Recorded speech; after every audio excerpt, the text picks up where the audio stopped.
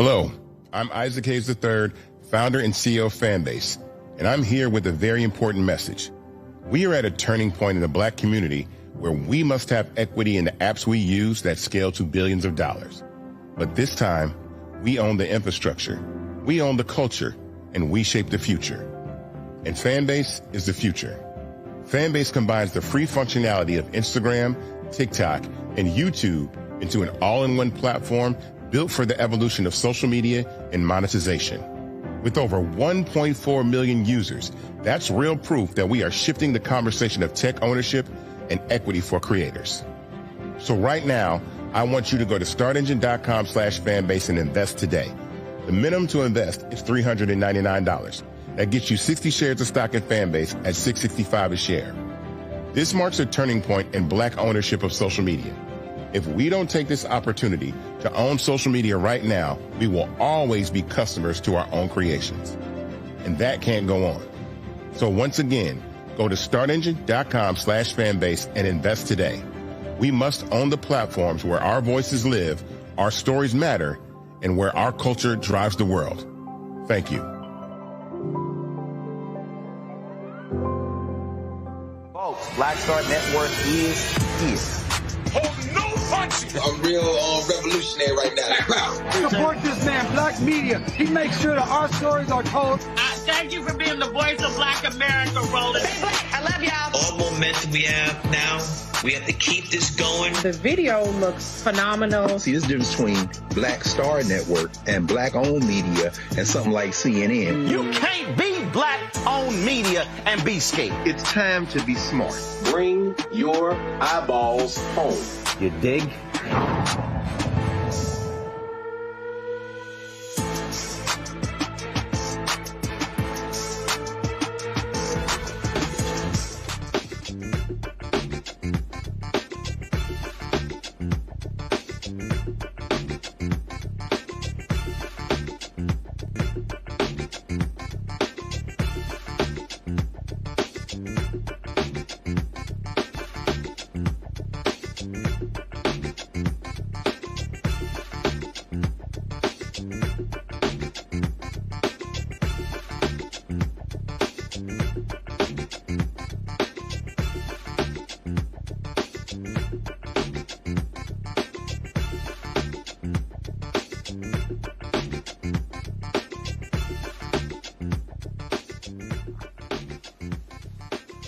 Today's Monday, November 10th, 2025, coming up on Roland Martin Unfiltered, streaming live on the Black Star Network.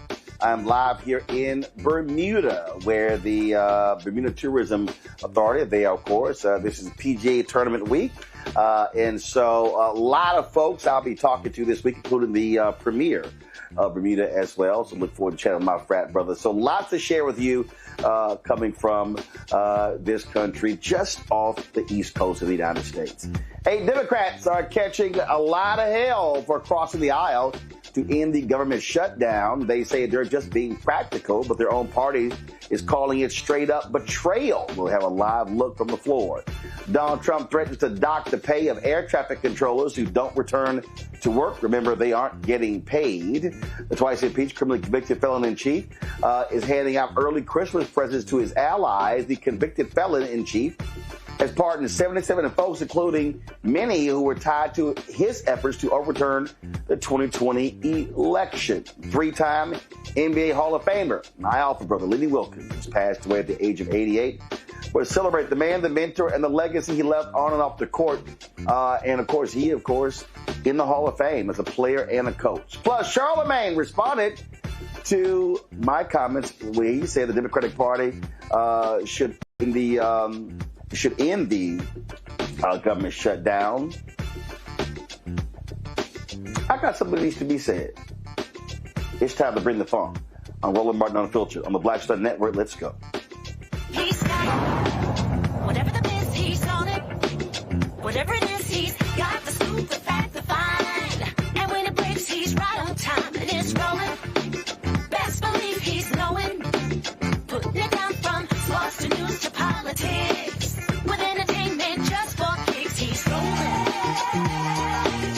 It's on go, roll, y'all. It's Roland Martin, rolling with Roland now. He's funky, he's fresh, he's real, the best, you know he's Roland Martin now.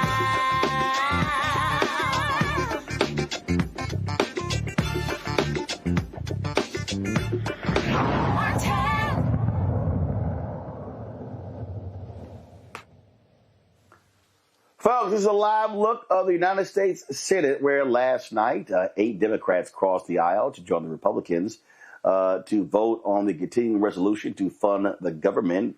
Democrats say they extracted a promise from Senate Majority Leader John Thune that there will be an actual vote on the Affordable Care Act subsidies, and so we'll be talking about that. Of course, this ends the month-long gridlock, the longest in U.S. history. Now the issue, though, is the Speaker of the House, Mike Johnson, has called the House back because they have to vote on the Senate bill, and then it goes back. So it's all this sort of stuff that goes on that's taking place right now. Now, here are the 8 Democratic senators who crossed the aisle. We're talking about, first of all, I'll mention them, but here's Speaker Mike Johnson talking about the end, particularly close to the end of the shutdown. The Senate's vote late last night of 60 to 40 opens the door now The Senate is moving forward on an amended House CR, a continuing resolution, that will reopen the government until January 30th. The Senate will be back in session this morning to finish their job, and we're certainly praying that they do. They'll need unanimous consent from all senators to fast-track their final vote. As you know, there are some procedural hurdles that one or more could throw in the way, but we certainly hope that they won't do that because so many people across this country are desperate for the government to reopen.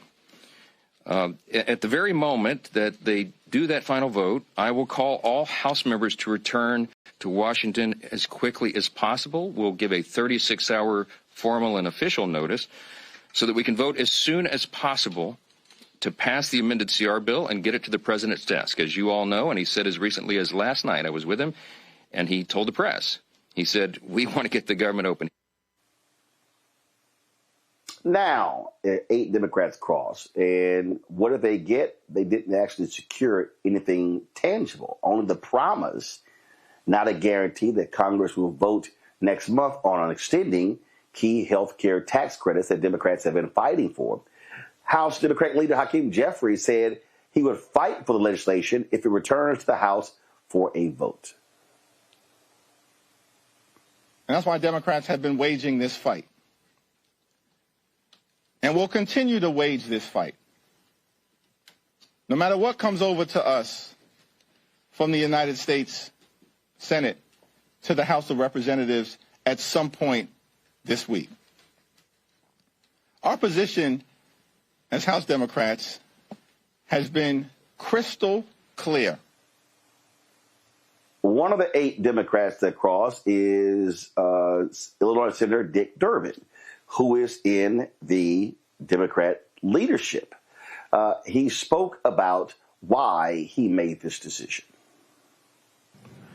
After lengthy negotiations, an agreement was reached with the Republican Senate leader, John Thune.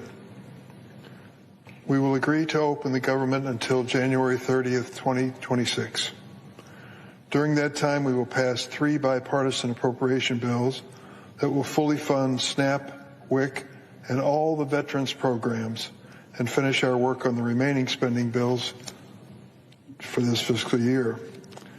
The agreement would also reverse the Trump administration's mass firings during the shutdown and prevent future ones through January 30th. We credit Senator Kaine of Virginia for this provision. Leader Thune has also promised the Democrats an opportunity before mid-December to present a Democratic bill on the floor with proposals to change the law and protect American families from dramatic health care premium increases. It is my fervent hope that this ends up being a bipartisan effort. It would be such an achievement of the Senate to finally return to that status. I've served in the Senate for 29 years, and I've never seen that kind of offer from a Senate majority. During the historic roll call last night, I walked across the aisle and met with Senator John Thune, the Republican leader. I told him that I was counting on him to keep his word on this agreement. He assured me he would. The fate of this effort depends on both the Senate and the House of Representatives. After a 7-week absence, the Speaker Johnson needs to call his members back and join us in the hard work that lies ahead. Many of my friends are unhappy. They think we should have kept our government closed indefinitely to protest the policies of the Trump administration.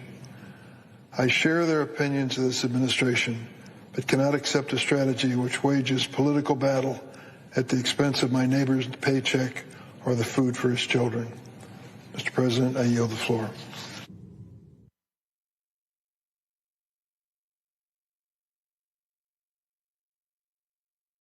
Last I checked, the Republicans don't actually support extending the subsidies. They already voted. They took them out in the big, ugly bill. Let's go to my panel. Dr. Umi Congo, being a senior professor, lecturer at School of International Service at American University, author of Lies About Black People, How to Combat Racists. Dr. Niambi Carter, associate professor, School of Public Policy, University of Maryland, author of America While Black, African Americans, Immigration, and the Limits of Citizenship, and Tyler McMillan, social justice leader and movement strategist. Glad to have all 3 of you here. So, Niambi, what the hell? I'm kidding. What if they get nothing? I mean, this is the part that really kind of chafes everyone's hide. It's like, we were in it, right? It's been 40 days and we can bear it. It's hard and it hurts. But if there's going to be something at the end of this, and all they seem to get was, oh, we'll have a conversation in a couple of months. Still kicking the can down the road to January. And let's be clear, once those new healthcare premiums kick in, it's going to be pretty hard to walk them back. So, I mean, they got nothing. I mean, the main thing that they told us is that they really care about watching people hurt rather than, staying the course so that people don't hurt over the longer term. And so if this was what you were going to do, you should have did this 20 days ago.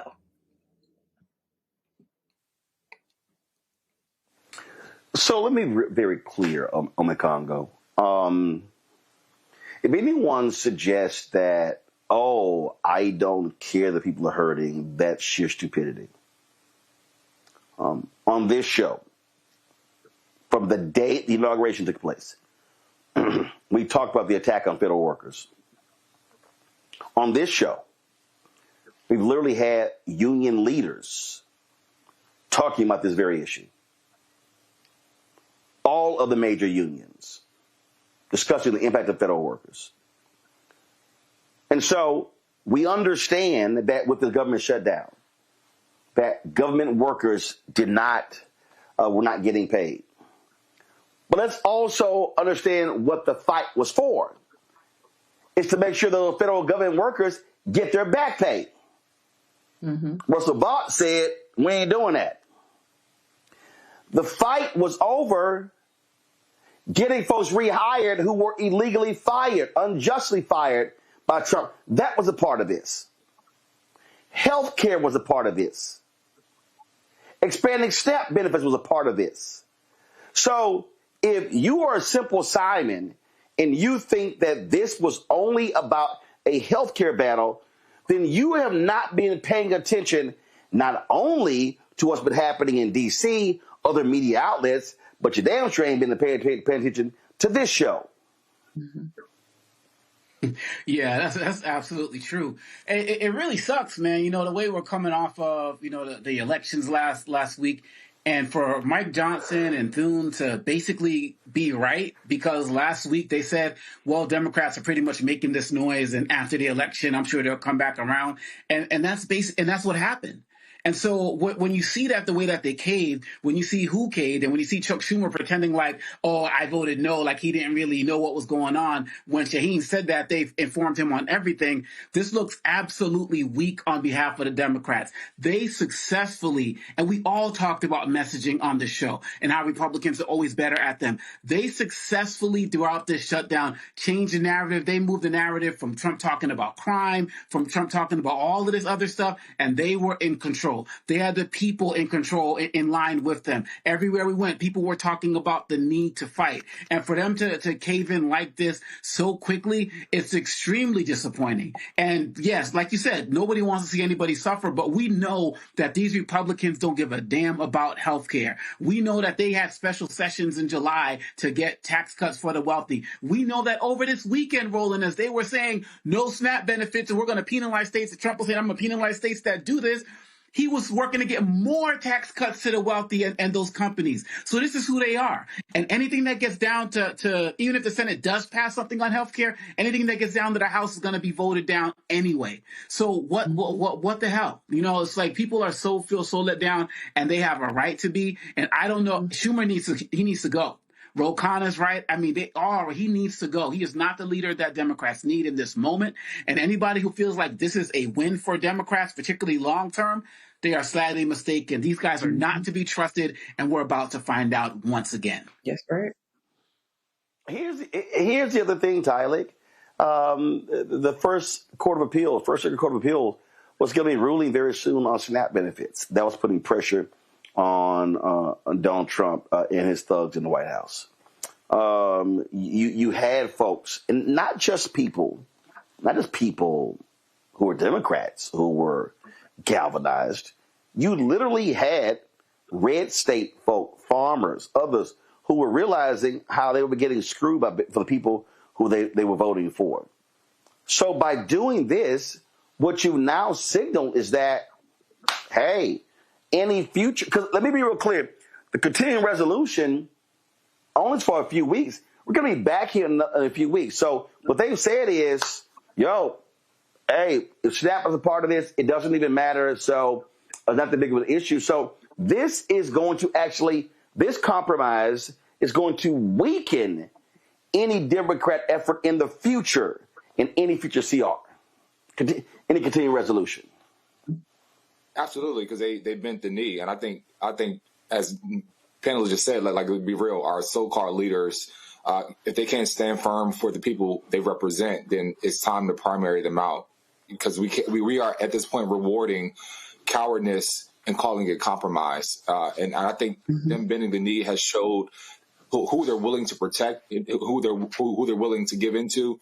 And so many Democrats, as we have seen, have bent to the knee and bent to the knee of these Republicans, and they're out here making pinky promises like they're at the kids on the playground. And I think we can't afford to give in to what they're saying, because people's paychecks are on the lines, food is on the line, people's dignity is on the line. And I think it's not just about policy, but it's about priorities. And we can't compromise on humanity. We don't negotiate over whether families get food on their table, or whether kids get child care, or folks can afford their medicine, or whether folks, have the dignity to be able to, not lose their jobs, or based off of a political standoff. And so I think, we continue to bend to the knee, and I think Democrats have shown that.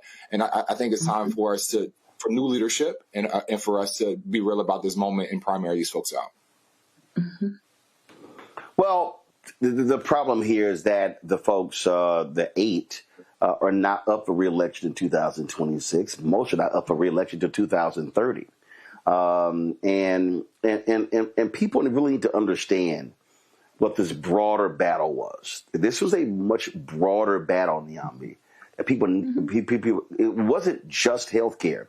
And again, people also have to understand the nuances of this.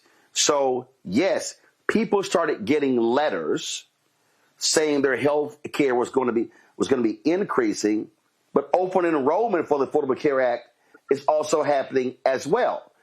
And so the real issue is what action could be done before January, not some letters rolling out in September. Right. And I think one of the things that you said, Roland, I think we have to always think about this, is that our memories have to be longer than our wallets, right? That we have to remember this moment, because there was all of this goodwill, right, coming out of last week, as Omakongo rightly pointed out, that there was all of this momentum that they had, that people said, okay, look, we may not like all the Democrats all the time, but clearly they're doing something right. And in 1 week, in one fell swoop, they squandered all of that. And some people are making a cynical bet, right, that because they're not facing re-election, that we will forget this. But I think we have to make it our business to stand on their necks and make sure we don't forget this, because as you said, it's not just about the policy that's here. I think Tyleek made a really important point about people's dignity and acknowledging the humanity that is at the center of all policy, that should be at the center of any politics in this country. But that we have to remember that who we are as people has to be bigger than these parties and has to be bigger than these individuals. We might look kindly at some of these people. We might remember what they did way back when. But like Janice said, what have you done for me lately? And that needs to be what our calling card is now. That needs to be the calling card at the midterms, and that needs to be the calling card at the next senatorial elections. Some of these people don't need to be there anymore. They are more concerned about their own office and potentially about their own ability to stay in that office. It's a comfy place to be, right? Than they are with making sure that the humans on the other end of those offices are being served. So absolutely primary these people, absolutely look at all possible candidates, right? All possible representatives, but also look to what we can do in our state and local elections, because as we saw on Tuesday, those are going to be huge. And many of the things that we care about, we just are not going to be able to rely on a federal response, especially because the authoritarianism that is at the heart of all of this is also something that we're going to be dealing with, not just in this moment, but in the decades to come, because that's also being cultivated right now. And on the Congo, the thing we have to understand here, that same bill had almost $1 trillion in cuts for Medicaid. So I need people to understand this fight was solely not a single issue. It was multiple issues that impacts millions of Americans. Absolutely. And when I was watching your interview with Reverend Barber last week, one of the things that he mentioned was like, everywhere he goes, the people get it. They understand what's being fought for, even with the struggles that they're having. And he constantly talked about the need for Democrats to put these faces in front of everybody so that they can see what's happening at every different level. They don't do that on a consistent basis. He talked about the need for us to let Democrats know that we want them to keep fighting. We've been doing that. We've been talking about that. But these guys, and look, yeah, these guys may not be up for election for 2, 4, whatever years, but Schumer can resign his position tomorrow. You know what I'm saying? It's like people need to put pressure on him to go. And so the fact of the matter is that these Democrats, yes, they understood that Trump is all about the single message, the single word. And so that they focused it on healthcare, but they also knew that it was about more than that. But then to just give up and cave in and basically say, well, we're going to get our vote and Republicans are going to be put on record. They already been on record. They've been trying to kill Obamacare forever. Trump hasn't had a policy. He's only had concept of a plan since he came onto the scene. So we're going on 10 years now as it relates to him. They've shown their hand from beginning to end. They're going to do more to protect the wealthy, to protect the insurance companies, to protect the people who run these hospitals, who are these millionaires and billionaires, and not give a damn about the people. All while Trump is going down to Mar-a-Lago on taxpayer dollars to live his life lavishly. Cash Patel and Kristi Noem, all of that. So when you talk about the fact that there were so many other areas of this bill that Democrats needed to be focused on, it seems to me, Roland, that we the people, we knew that. We got that. We understood that because we were living it regularly. But these 8 Democrats are just so out of touch that they didn't fully give a damn about enough of us to want to continue. And that's where they failed us once again. And lastly, the fact that everybody predicted this.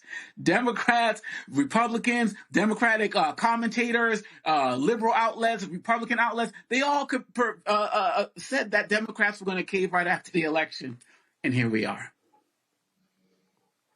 So, Tyler, let's talk some numbers. This is from the Center on Budget and Policy Priorities. You see, this is what happens when you don't give the full picture, the full context.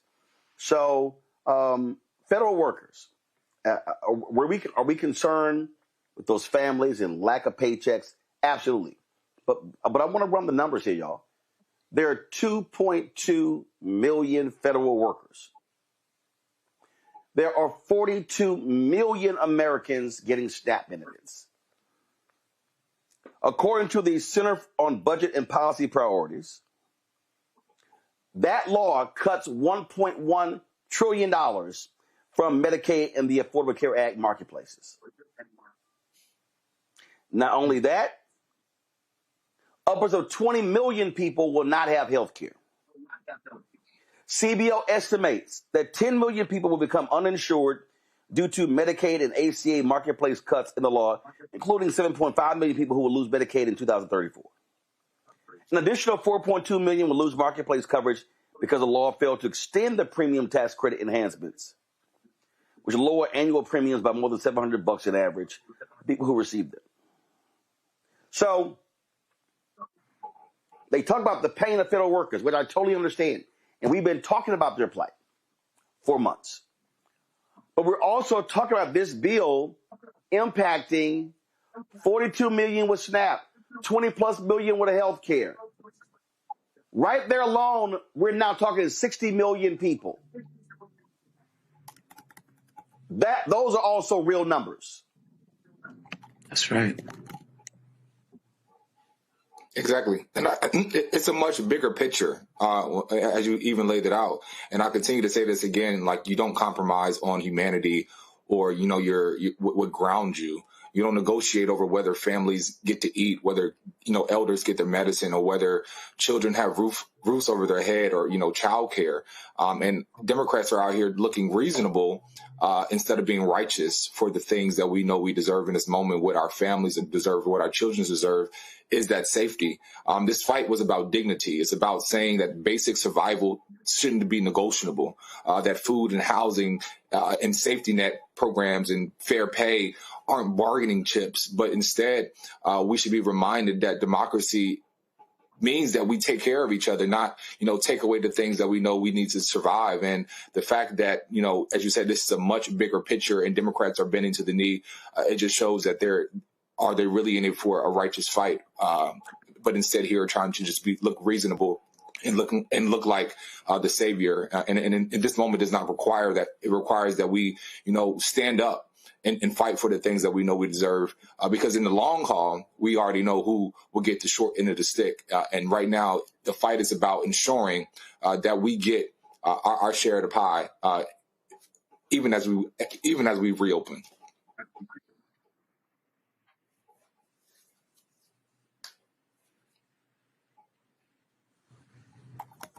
Yeah, y'all. Gotta go to a break. We come back more right here on Roland Martin Unfiltered on the Black Star Network.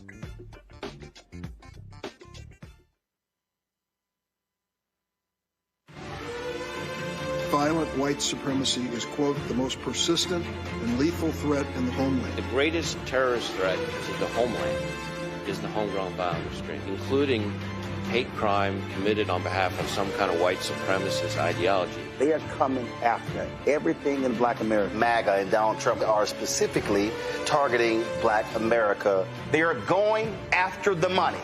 Attack Black Lives Matter. Attack critical race theory. Attack woke, DEI. MAGA wants to defund Black America. This is a perfect example of their desire to completely degrade and de-emphasize Black people.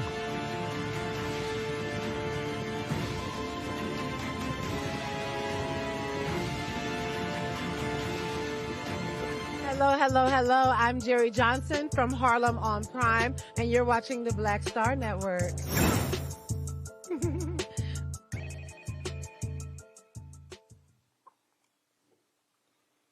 Let's go live to the floor of the United States Senate, where Senator Bernie Sanders of Vermont is speaking. Premiums. Let us not pave the way for 15 million Americans to lose their health care entirely because of savage cuts to Medicaid. All she is asking. Now, I noticed that recently some of my Republican colleagues are beginning to talk about the health care crisis. Well, during Trump's first 4 years, he had virtually nothing to say about the crisis, nothing to say about it in the next 4 years, but I'm glad that there is some discussion. The truth of the matter is, in my view, that the current health care system is broken, it is dysfunctional, and it is cruel. But I want to ask my Republican friends a simple question. Are you happy with the fact that here in the United States we are the only major country not to guarantee health care to every man, woman, and child? We are unique. That's not the kind of exceptionalism we should be proud of. Are you happy that we are paying twice as much per capita for health care, over $14,000 per person, than any other major country, and yet we have 85 million Americans who are uninsured or underinsured? Are you content with the fact that the insurance companies and the drug companies are making huge profits, paying their CEOs exorbitant salaries? Are you happy with that?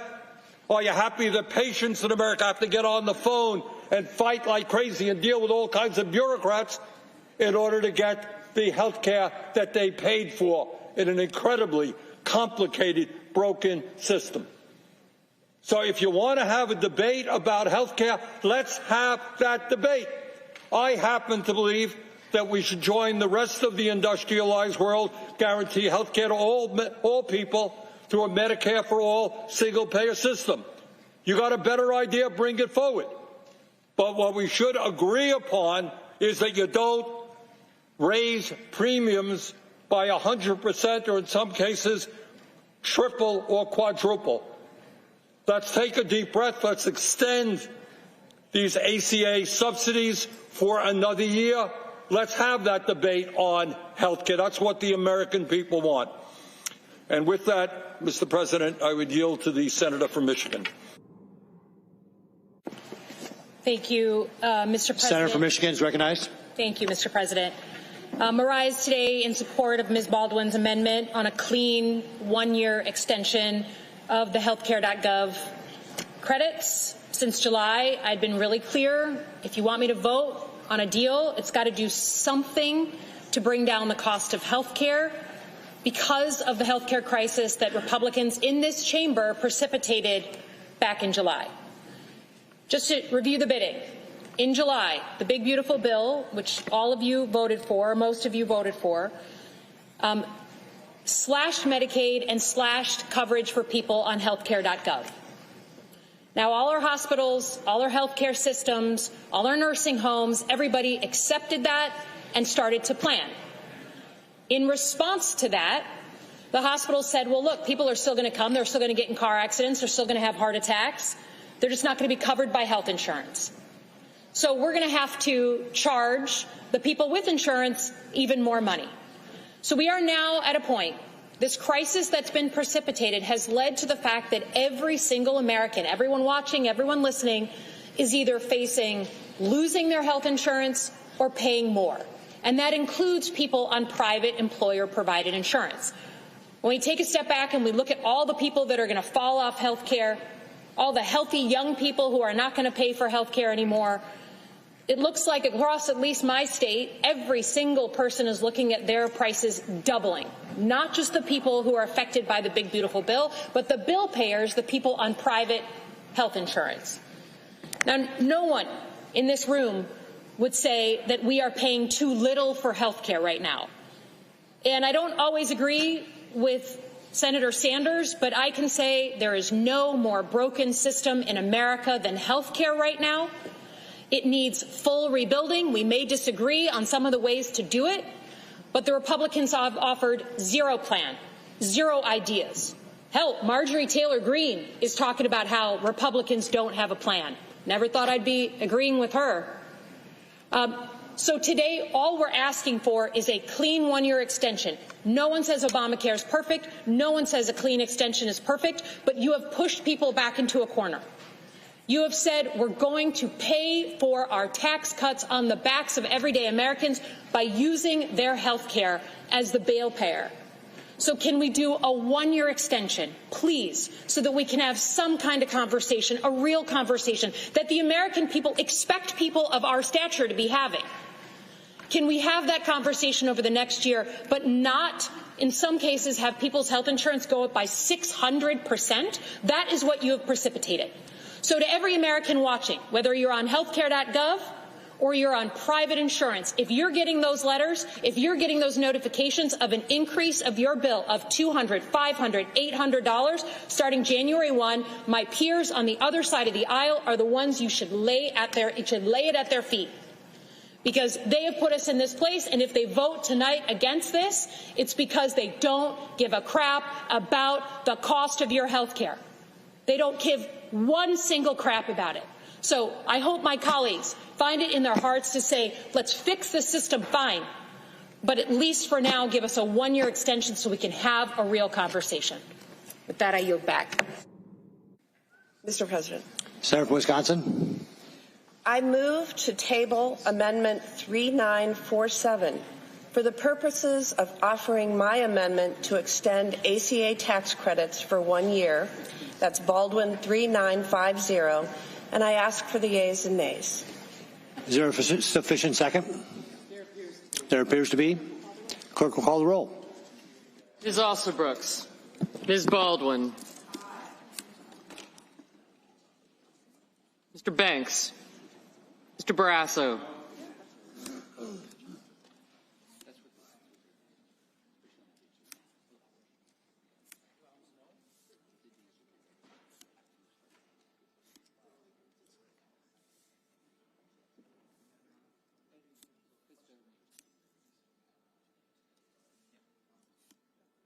Mr. Bennett.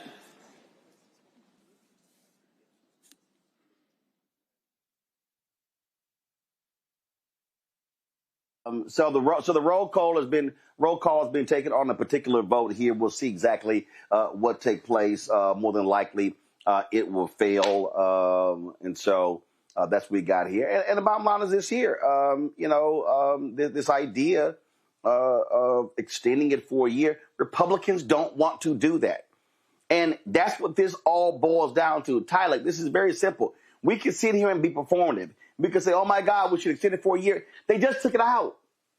Mm-hmm. So the only way it gets extended for a year if a bunch of these broke ass white folks in these red states blow up their senators and say, "Hey, don't you vote against this." We'll see what happens. I don't think for a second that they are going to change their mind. So okay, great. We'll have a vote we'll have a vote a month from now. And we know Republicans will be like, yeah, we're good. And here's the other thing. This is the crazy thing here, Tyler. Okay, let's just say you get 8 senators to go along, Republican senators to go along with Democrats. Them yahoos in the House not going to pass it. So guess where we're back at? Same place.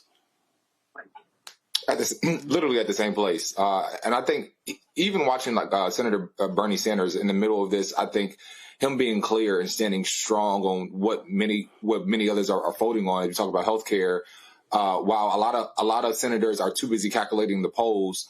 I think senators and leaders like Bernie Sanders are fighting for the basic principle of what we say we're fighting for. We're fighting for working people, for struggling families, for the federal workers, and how they will make it through. And though he's not a perfect, I don't think he's a perfect senator. I think what sets him apart is his consistency. He's been saying the same thing for decades, and people deserve dignity. They deserve health care. They deserve food. Like, food is not a luxury, and billionaires should not profit off of the people's pain. And I think we need more leaders like that to say enough is enough and stand strong on what we know. But like I said, what we see here is just routine, that people are playing politics with people's lives.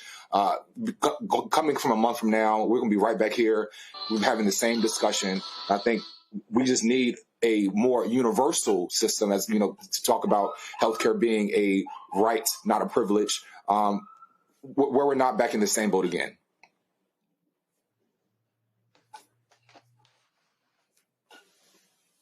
Bottom line here, if you do not fight to the end, Omekongo, you're not going to win, especially when you are in the minority. That's real talk.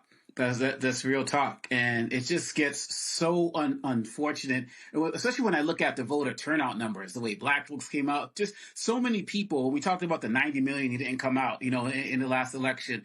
People were energized. They were motivated. And I can just hear just thousands upon thousands of people saying, well, what was the point? And even if they vote for this thing to extend for a year, that kind of takes it out of discussion until after the midterms, right? And so the Democrats could be continually using this for more and more fire going forward. I think that coming off of No Kings, coming off of the elections and the like, these Democrats need to find their way once again. And I'm just concerned. I'm just nervous when I see Alyssa Slotkin up there making it clear that she doesn't agree with Bernie Sanders on everything. Like, that's not obvious. But then out there oh yeah, and I'm saying they're agreeing with Marjorie Taylor Greene. It's like these guys keep wanting to try to play both sides. They keep trying to want to appeal to people who don't give a damn about them at the end of the day. These Republicans will do anything to get rid of Americans having any access to any semblance of health care that they have. They'll never go universal. We know that. But any other aspect of it, and of course with Trump talk at the top because he hates Obama, anything relating to Obama, thus Obamacare, this is who they are. So why not hold out? Why not fight? And yes, there would have been challenges with, travel over the problems over the weekend and the like, but this is what America needs right now. This was the one area of flex that the Democrats had, not being in the majority, and they absolutely blew it. And I don't know what they're going to do to get themselves back on track, or if they can get themselves back on track. I don't have a solution for them, Roland. Naomi, the mistake that people make is by saying, oh, this was about politics. This was about Tuesday's election. This was about getting poll numbers up. No, it's literally about life and death. There are people in this country who starve due to food shortages. Reverend Bishop William Barber says some 30,000 Americans every single year. There are people who are going to die who don't have health care. So this is life and death. And so it's a mistake listening to these right-wing hacks and others who say, oh, this is all politics, this is all politics. Well, guess what? Politics is also life and death. And so what you want in politics are folks who are fighting and advocating on behalf of the things that matter to regular, ordinary people. And I'm glad you said that, Roland, because I think too often we treat politics like a game. Like, you know, you root for your team, I root for my team. But at the end of it, always at the end of it and at the center of it should always be the people that we are there to serve as politicians or their supporters or whomever, right? That these people aren't doing something that's great and mystical. Their job is literally to be there to serve people. And when they're not doing their job, we have to hold them accountable. Far too often, we treat this sort of as gamesmanship and not think about the real consequences. And what we have in this country is not a failure of resources. We have a failure of imagination.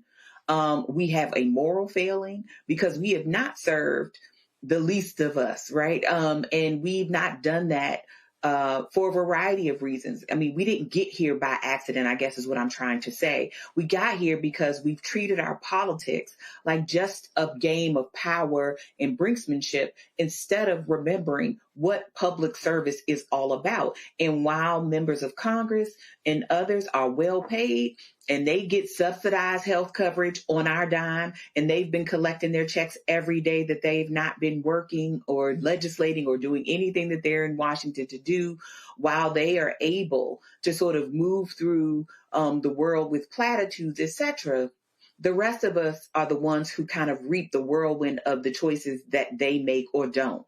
And so I think we always have to remember that this is not just about power. This is not just about who can get what for them, their constituents or just themselves. This is about all of us. And the politics we have, unfortunately, are the politics that many of us signed up for, right? Many people signed up for politics that was not empathetic, for politics of mean, for politics that really tried to stick it to certain communities of people, Black folks, Latino folks, Native folks, other indigenous communities, poor folks, right? We have had a politics that has said, you know, all of you are unworthy of very basic needs. And when it comes home in the way that it has, I mean, I had the opportunity, the privilege really to serve people at a food bank this weekend. And the number of people that were showing up were, I'm sure, people who never expected to literally be going to a food bank to receive food. And that shows you that all of us could be in this position just because somebody in Washington or wherever has made a decision that our lives don't matter and that we don't count and we're not important enough for them to stay up at night and for them to do the hard thing and give some ground if it means we can all eat. Well said. All right, folks. Speaking of that, the shutdown resulted in more than 1,700 flights being canceled and more than 4,500 flights being delayed across the nation as the FAA imposed capacity limits at 40 major airports. Well, Donald Trump is turning up the pressure by now threatening air traffic controllers to get back to work. Trump's called them unpatriotic while praising those who stayed on the job as true patriots. He's recommending a bonus of $10,000 per person for distinguished service to our country and warning that anyone still out could lose pay. Transportation Secretary Sean Duffy is urging controllers to show up for work and promising to reward those who do. Well, isn't that interesting, Congo? Because they've been running people away. The number of people who are retiring because of these idiots has skyrocketed. They came in trying to blame DEI for the plane crash in Washington, D.C., and then, of course, when it was all of a sudden like, oh, it was white folks involved, we might go ahead and just change our mind on that.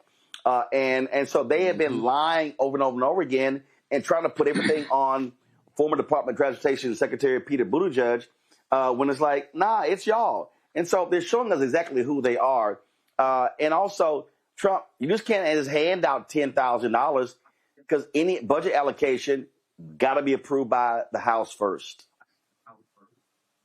Yeah, absolutely. This is just Trump once again trying to run America like it's one of his corporations. You know, just saying, oh, come back, oh, I'll pay this, I'll do that, get back, you're traitors, and so on and so forth. That's not how it works. When people saw what was coming down the pipe of this potential shutdown, people started filling out, you know, their sick day leaves that they were going to have. People started thinking about, shoot, I need to start thinking about another industry because I don't know when we're going to get back to work. And then, of course, they're also talking about we don't even know if we're going to get back pay. I'm sure that there are many people within that industry who are already gone and are just not coming back because they found some other type of work or are looking for some other type of work because we can be in another shutdown. If they figure this one out this week, we can be in another shutdown in January. So this idea that people are just going to come back because Trump ordered it, so it's just not how it works. And like you said, starting from its administration in the beginning, they were already pushing people out with all of their DEI nonsense. We're going to have the best people and all of that. And then we also know that when it comes to the type of training that these guys need, it takes months, you know, sometimes years for certain types of positions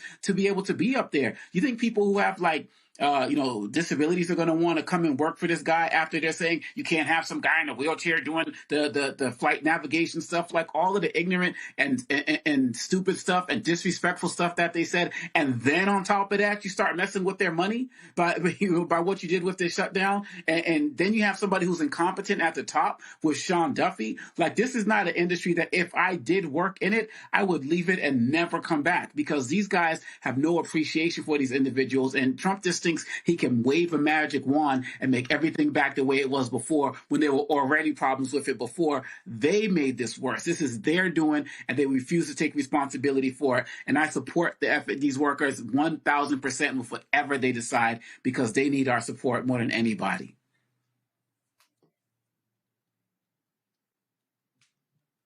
And let's just be real clear. They're running off very talented people, Tylee, in the Department of Defense, in Secretary Housing, Health and Human Services, all across the government.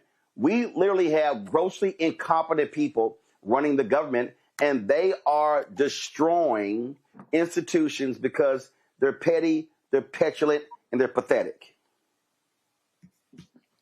You said it perfectly. And I think what we see here is clearly a clear sign of tyranny. It's a direct attack on working people, many who are already underpaid and overworked.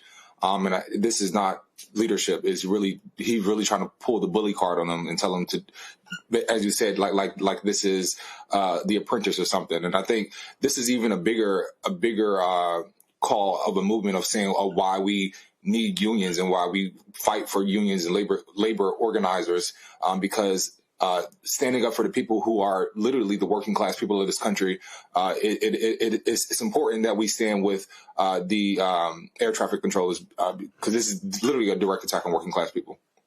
Mm-hmm. Nyambe? And I was going to say, I think part of this is just a fundamental misunderstanding of what air traffic controllers do, right? They keep us alive every time we get on the plane. So their jobs are actually super essential. And the fact that you would disrespect these people at all, I think, speaks to the ways that Donald Trump just doesn't see people who aren't wealthy like him as real human beings. Air traffic controllers aside, though, I mean, there are thousands of federal employees who do a job every day and do it well, who are professionals, who go to work. I see them in my classrooms. I know them in my personal life. I've been one at different points in my life, and take their jobs extremely seriously. And the way that they have just been disrespected and talked to, like these people have not worked their entire professional lives for something, because many of the people that are in federal service right now are in there because they actually do want to work for the public.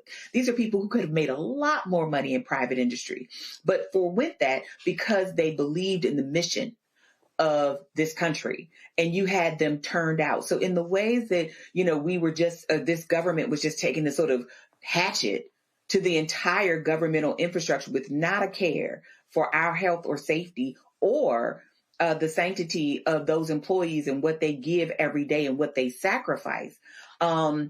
I think is a total insult. This man was born wealthy, born on third and feels like he hit a triple every day that he lives, and just doesn't recognize what it means to put together a career and a life in the ways that many federal employees, from military to air traffic controllers, have done every day. And I think it's a real sign of disrespect when the people who actually prop you up and make your executive agency run, make your executive branch of government run, can't even expect you to defend them and support them in what it is they do, because the mission of the president's office and all those executive agencies doesn't happen if it's not for regular working bureaucrats who do that job every day. And we say that like it's a dirty word, but bureaucrats are the unsung heroes of this country and have been for a very long time. And I think this administration has sort of helped to dim the view of those people. And let's be clear, some people we will never get back. Those experts are never coming back, right? Those people who could have chosen a career in public service will never do it because of this administration. So the damage is going to be there for a very long time. Absolutely. All right, got to go to a break. We come back. The thug-in-chief pardons more of his cronies. Yep, that actually happened. And why does truth matter in everything that we say and do? I'll have a response to Charlamagne's comments today on the Breakfast Club. That more on Roland Martin Unfiltered on the Black Star Network. Don't forget, support the work that we do. Join our Bring the Fun fan club. Your dollars make it possible for us to cover the stores all across the country that matter to our people. If you want to contribute via Cash App, use the Stripe QR code. You see it right here, bottom left-hand corner. PayPal's R Martin Unfiltered. Venmo's RM Unfiltered. Zelle, Roland at RolandSMartin.com. Roland at RolandMartinUnfiltered.com. Checks and money order. Make it payable to Roland Martin Unfiltered, P.O. Box 57196, Washington, D.C. 2003 7-0196. Back in a moment. This week on The Other Side of Change. Book bans, anti-intellectualism, and Trump's continued war on wisdom. This is a coordinated backlash to progress. At the end of the day, conservatives realized that they couldn't win a debate on facts. They started using our language against us, right? Remember when we were all woke and the woke movement and all that kind of stuff?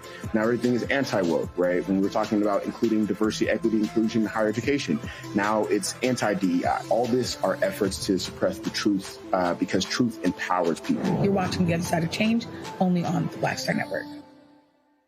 Carl Payne pretended to be Roland Martin. Holla! You ain't got to wear black and gold every damn place, okay? Ooh, I'm an alpha, yay. All right, you're 58 years old. It's over. And you are now watching Roland Martin Unfiltered. Uncut, unplugged, and undamn believable.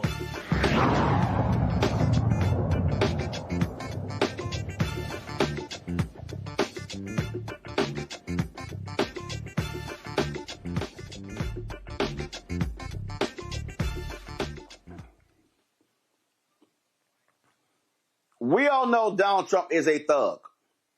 And that thug enlisted other thugs to help him try to steal the 2020 election. They lied. They made stuff up. They did all of that. Now Donald Trump, now mind you, those white domestic terrorists who he loved on January 6th, he pardoned them. Now, he's pardoning the folks who were part of the, quote, Stop the Steal, who themselves were actually trying to steal. 77 people he pardoned. The list includes Rudy Giuliani, former White House Chief of Staff Mark Meadows, and several of the so-called alternate electors who attempted to certify Trump's loss as a win. Listen to this joke of a statement these fools sent out at the White House.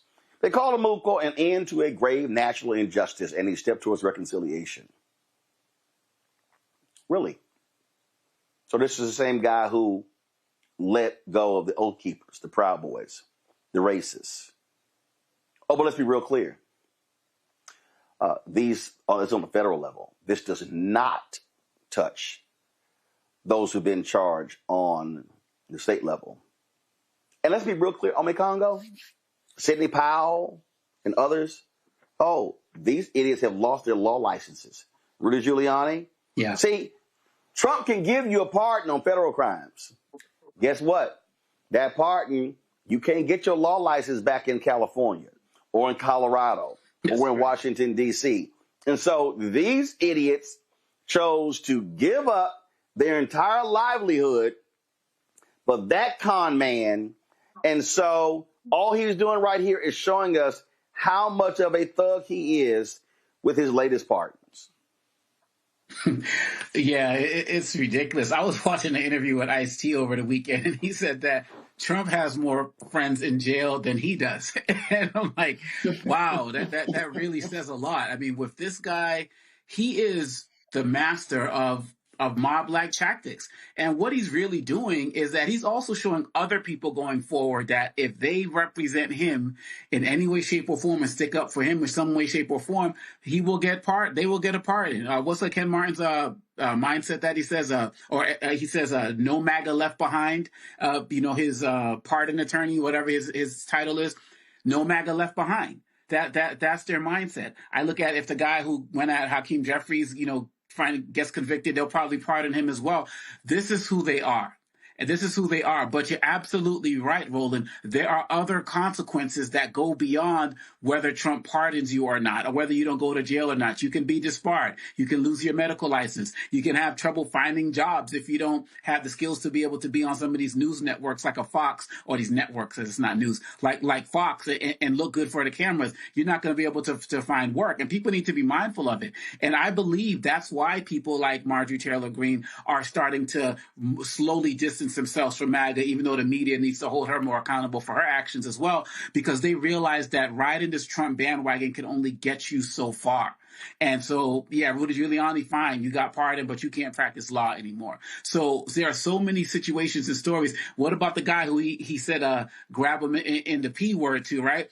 Bush or something? Where's his career? Like, so many people that attach themselves to him in the long run, they end up getting destroyed. And that's the greater lesson that people should know who enter Trump's orbit, because they get so his former fixer, Michael Cohen, right? Because they get so caught up in the lure of it, but they don't realize that he only gives a damn about himself. And some of them don't realize it until it's too late. It's real simple, Tyler. This corrupt thug, he has pardoned a whole bunch of people who are thugs, who are corrupt, who have been found guilty by juries, by judges of fraud. So guess what? Donald Trump is happy. He's right at home with this rogues list of individuals.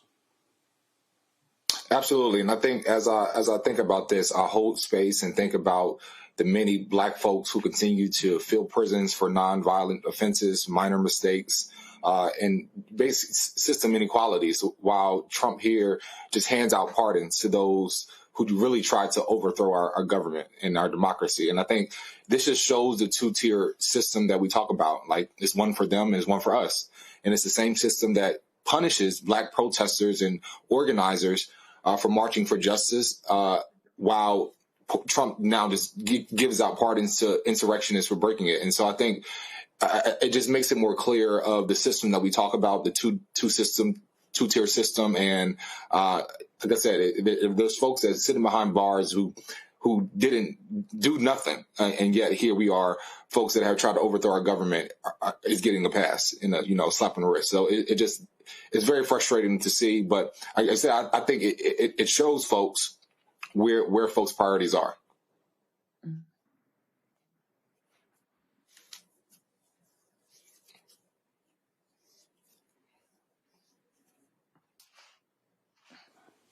Well, I'm reading a couple of items here, so give me 1 second. Bottom line here, he's a crook, Niambi. He's a thug. He's corrupt. He's fraudulent. And so he is right at home with the people who are themselves convicted of fraud. Oh, absolutely. Which was why I thought Doge was so hilarious, talking about they're going to go after waste, fraud, and abuse. I'm like, it's in the White House. You don't have to look far. I mean, listen, this man is collecting people's reputations and professions like infinity stones. And it's always interesting to me how quickly people are willing to sacrifice themselves for this man. He comes out unscathed, it seems like, every single time, yet everybody else is reaping the whirlwind of being his henchmen and are happy to do it, it seems. I mean, you know, you look at a person like a Rudy Giuliani who 20 years ago, right, could do no wrong. He was America's mayor, riding high after, you know, the tragedy of September 11th and what he was able to do in that city. But even before that, his career as a prosecutor, to then find himself under investigation by some of those same offices. Right. I mean, this is how quickly that tide can turn. And I think something you rightly pointed out, Roland, is that none of these people are safe from state charges. There is no office you can go back to, restore your reputation. Your professional career is gone. No one in your profession takes you seriously. And what do you have left? Because many of these people are not young even. Right? They don't have more life ahead of them than they do behind them, unfortunately. So what does the rest of their life look like? Now, I'm not crying them any rivers. I don't think any of them are probably hurting financially or whatever. I can't speak on their finances, but I mean, you look around and all that's left are ashes because you burned your career, your reputation, your morality. At the altar of this man who cares no more about you, because once you cease being useful to Donald Trump, he's done with you. And all of these people are done, essentially. This was their parting gift, this pardon. Oh, yeah, that's exactly what it is. And so, listen, the thugs are happy because one of their own is sitting in the Oval Office. All right, going to a break. We come back. I have told y'all these folks want to steal as many elections as possible. They want to steal the 2026 midterms. They want to steal the 2028 presidential election. And the Supreme Court has decided to hear a case out of out of Mississippi that could have massive implications when it comes to mail-in voting. I will explain when we come back. Roland Martin Unfiltered on the Black Star Network. Life with Dr. Jackie. We're continuing our series of putting in the work, a chef's journey. Are you an aspiring chef? Someone who already has a business, trying to figure out what your next steps will be, who to talk to, and how to get there? Well, on this week's show, our great guest and wonderful chef will talk to you about what it means to discover your purpose, your why of being in the kitchen, and then knowing how to put a business together. The menu controls everything. The menu determines everything. But the business plan is where you have to go back to. When you get into the business, at the end of the day, you know, social media and TV, all of that stuff is cool, but you still have to run a business. You still have to be in relationship with people. That's all next on A Balanced Life with Dr. Jackie here on Black Star Network. Next on the Black Table with me, Greg Carr. The United States is the most dangerous place for a woman to give birth among all industrialized nations on the planet. Think about that for a second. That's not all. Black women are 3 times more likely to die in this country during childbirth than white women. These healthcare systems are inherently racist. There are a lot of white supremacist ideas and mythologies around black women, black women's bodies, even black people, that we experience pain less, right? Activist, organizer, and fearless freedom fighter Monifa Akinwole Bandele from Moms Rising joins us and tells us this shocking phenomenon, like so much else, is rooted in unadulterated racism. And that's just one of her fights. Monifa Bandele on the next Black Table here on the Black Star Network. Michael McMillan, President and CEO of the Urban League of Metropolitan St. Louis, and you are watching Roland Martin Unfiltered.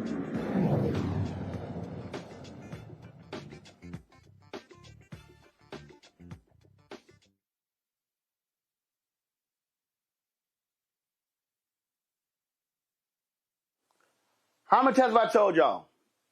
The right does not want you to vote.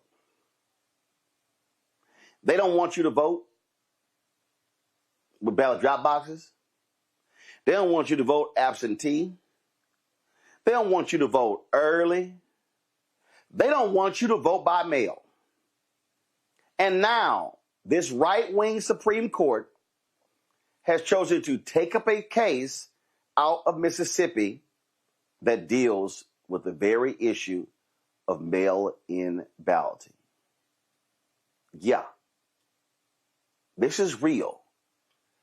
They are taking up a lawsuit to decide whether states can keep counting mail ballots that arrive after Election Day, a process Donald Trump has loudly condemned. The case stems from Mississippi, where Trump-appointed judges ruled the state's post-Election Day ballot law violates a federal statute.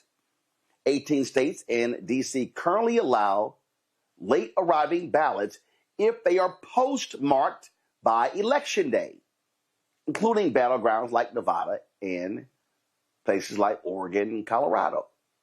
A ruling is expected by June, just months before the 2026 midterms, and it could reshape how millions of votes are counted. Now, remember, I told y'all, Paul Weyrich, one of the founders of the Moral Majority, founder of the Heritage Foundation, he gave a speech in Dallas in 1981 where he made it clear where they stand when it comes to everyone voting. Now, many of our Christians have what I call the goo-goo syndrome. Good government. They want everybody to vote. I don't want everybody to vote. Elections are not won by a majority of people. They never have been from the beginning of our country, and they are not now. As a matter of fact, our leverage in the elections, quite candidly, goes up as the voting populace goes down.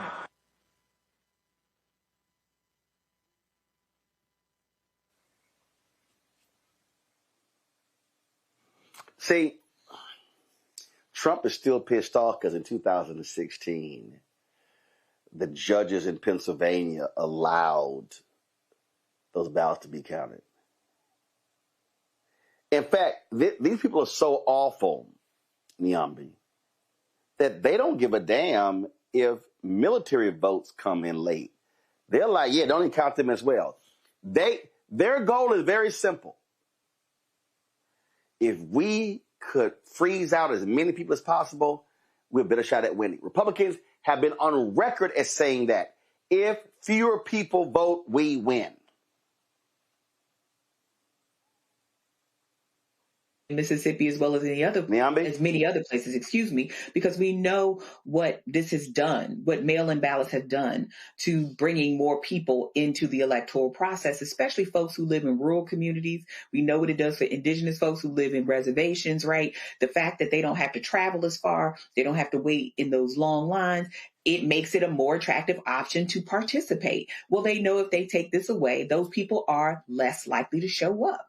That's what the research shows. That's what they know. And that's what they've been banking on for a really long time, because they know that their share of the national voting population is less than, say, people who are more left-leaning. I'm not going to say necessarily Democrat.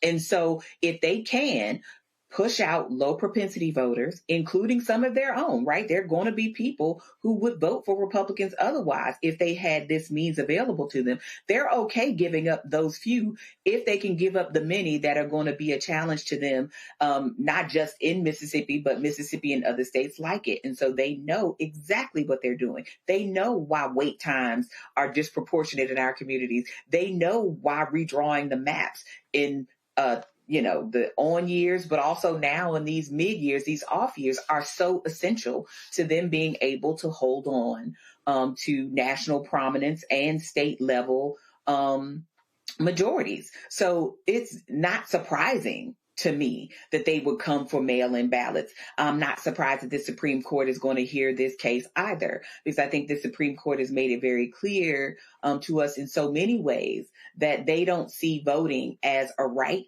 And they certainly don't see it as something that should be preserved or expanded for the vast majority of eligible American voters. I'm telling you, I need people to understand. They just don't oppose, Tylik, the votes being cast or the votes being counted post, because they say, 3 to 5 days after the election. No, what they meant by the law is that you only vote on election day. Okay, that's their particular argument. Okay, but they don't even want that. They want to get rid of mail-in voting. They know our power, and I think they're terrified of it. But we know that we've already been through poll taxes, we've been through literacy tests, intimidation, and yet here we are. And I think every year it's a new way of trying to figure out how to keep us from the poll. But I think that every law, every policy, and every court case that is designed to send a message to restrict voting, it's really a clear sign that they're fearful. They're fearful about us, and I think it is an even bigger sign to say that every ballot we cast, every vote you take, is a form of resistance. And I think it shows why it's so important to show up. They're working overtime to make sure that you can't vote. And I think even if you look at Mississippi, their black population, I think, is what 38% or so, 40%. They continue to carry the backbone of Mississippi, and so I think they're just trying to turn it really, really red. But I think our resistance is still showing up. Mm-hmm. It is crazy to me, Ome Congo, that people don't understand what's at play here. These folks, they do not want more Americans voting next year. They do not want it. They will put up every single roadblock and barrier to do so. And now they have a Supreme Court who will sit here and rubber stamp as much of their agenda as possible. Yeah, they don't want us voting, just like they don't want folks to have health care. And we have to understand, as you talk about on the show regularly, that this is a full-on assault on voting rights in the United States. And they are doing it from every single way they can do it, whether we're talking about the mail-in ballots, whether we're talking about redistricting, whether we're talking about the mass purges that they have on voter rolls. This is why I often say, particularly with the last election, the elections were free, but they weren't fair. I mean, you've had Palace on your show who talked about all of these different voter suppression efforts cost Kamala anywhere around 3 million votes. I mean, there are so many stories out there about voter suppression efforts. And we know, I mean, the Honorable John Lewis was protesting John Roberts' nomination to the Supreme Court way back in the day because of his anti-voting rights mindset. And so the sooner people get on the good foot as it relates to this, we can make some more progress. When you see what Gavin Newsom is doing, that's powerful. Many of these elections that were won in Virginia and New Jersey and other places, we're going to need, the governors to be able to make sure that their elections are running freely and fairly as well. You also have these voting machine companies that are being bought by people who are Republican or MAGA adjacent. And so we have to understand that every single level, it is being attacked. And that means at every single level, people need to be continuing to do what they're doing. The work that we're doing and working with Black Voters Matter, the list goes on and on. We can never let up. Every single day, they are going to try a new way to make sure that people can't vote. And that clip that you played from 1981, Roland, I never saw that. But people need to see that regularly as well, because just like abortion, just like with a woman's right to choose, when Roe v. Wade was passed way back when, every single year since it was passed, they fought. They would march down in the Washington Monument or whatever. If there was 10 people, they never give up. And they are never going to give up on this voting right. And that clip is an example of what they're doing today. And so we have to continue this fight, because if not, they're already working to sabotage the 2026 elections. Lastly, Roland, this is a guy in Trump at Mar-a-Lago who plays videos for his staff to watch that says he won in 2020. There's like music videos that they got to watch that he even won then. They're trying to do everything to not only suppress votes and win future votes, but even claim the votes and elections that they lost in the past. It's insane, but we can't get up the pressure. Mm-hmm. I'm telling you, I just need people to understand what is at play here. What these people want to do is they want to shut down all voting. That's what they want. They don't want us voting. It's pure and simple. They don't want us voting, and they will do everything possible, everything in their arsenal to stop us from voting. That's right. Going to a break. We come back. Donald Trump continues the erasure of black people. This time, World War II soldiers. I'll explain next. Roland Martin Unfiltered on the Black Star Network.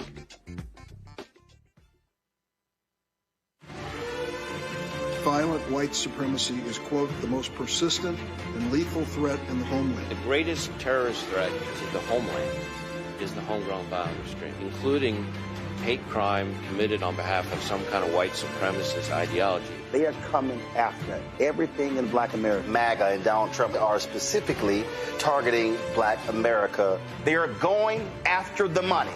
Attack Black Lives Matter. Attack critical race theory. Attack woke, DEI. MAGA wants to defund Black America. This is a perfect example of their desire to completely degrade and de-emphasize Black people.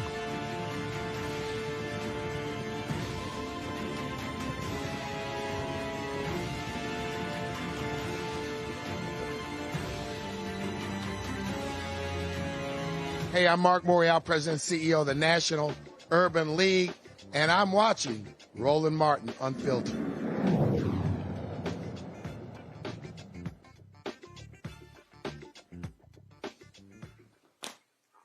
I told y'all these people are trying to defund Black America. I told y'all these people don't give a damn about our history. Now a complaint from the right-wing think tank, the Heritage Foundation, you know, the people behind Project 2025, that has led to the removal of a memorial honoring African-American soldiers who died in World War II from a cemetery in the Netherlands. Several Dutch newspapers have reported that 2 panels highlighting the contributions of Black soldiers were removed from the American War Cemetery in Margraten, Limburg. This cemetery is the only American military cemetery in the Netherlands, housing the remains of 8,288 soldiers.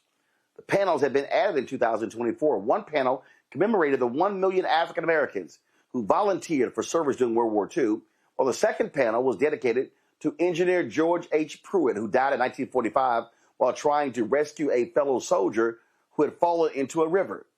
The Heritage Foundation accused the American Battle Monuments Commission of failing to support Trump's crackdown on diversity, equity, and inclusion programs. 11 of the 15 parties in Limburg's assembly have signed a letter requesting that the provincial government investigate the possibility of replacing the plaques. This is what we keep talking about here. Congo, these people don't give a damn about Black people or Black history. They are hateful. They are spiteful. They are despicable. And they must be voted out every chance. And if you want to sit here and you want to call me a Democratic shield, you want to say, oh man, I'm buck dancing with Schumer and Jeffries, and oh, you stand with the Democrats.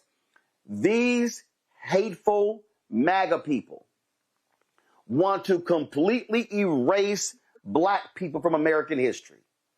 They don't want people across the world to know that those Black soldiers who gave their lives during Jim Crow America, they don't want Americans to know that Black newspapers were writing about segregation in the armed forces, and the federal government threatened to charge Black newspapers with treason by saying they were upsetting the balance of the armed forces because they were writing about segregation. That's what these people do not want. You are absolutely right. And not only do they not want our history taught in any way, shape, or form, they also magnify and glorify anything that's related to white, cisgender, Christian manhood. This is what Pete Hegseth is all about. This is why he doesn't want any press, they're reporting and following up on what they want to do. And this is happening all across the country, particularly with our military. The fact that Black people in this country, Malcolm Nance talks about this all of the time, have fought in every war for promises that were never fully kept in every way, shape, or form, and the blood and sacrifice that we have shed in this country, while at the same time that they are doing this, Roland, putting up Albert Pike Confederate statues back up in Washington, D.C., putting up Confederate statues at the Arlington National Cemetery that's supposed to honor American war heroes. So at the same time that they are erasing our contributions to this country by being in these wars, they are also propping up the Confederacy once again. This country honors losers in ways like I have never seen in any other place, but they want that South shall rise again mentality. They want that Confederate mindset. It was Trump's people that ran a Confederate flag through the Capitol for the first time ever in America's history. So this is a double-edged sword right now. They are actively working, and again, this is a story that I've heard nowhere today until we're talking about it tonight, because a lot of these media outlets don't care, or they're MAGA adjacent themselves.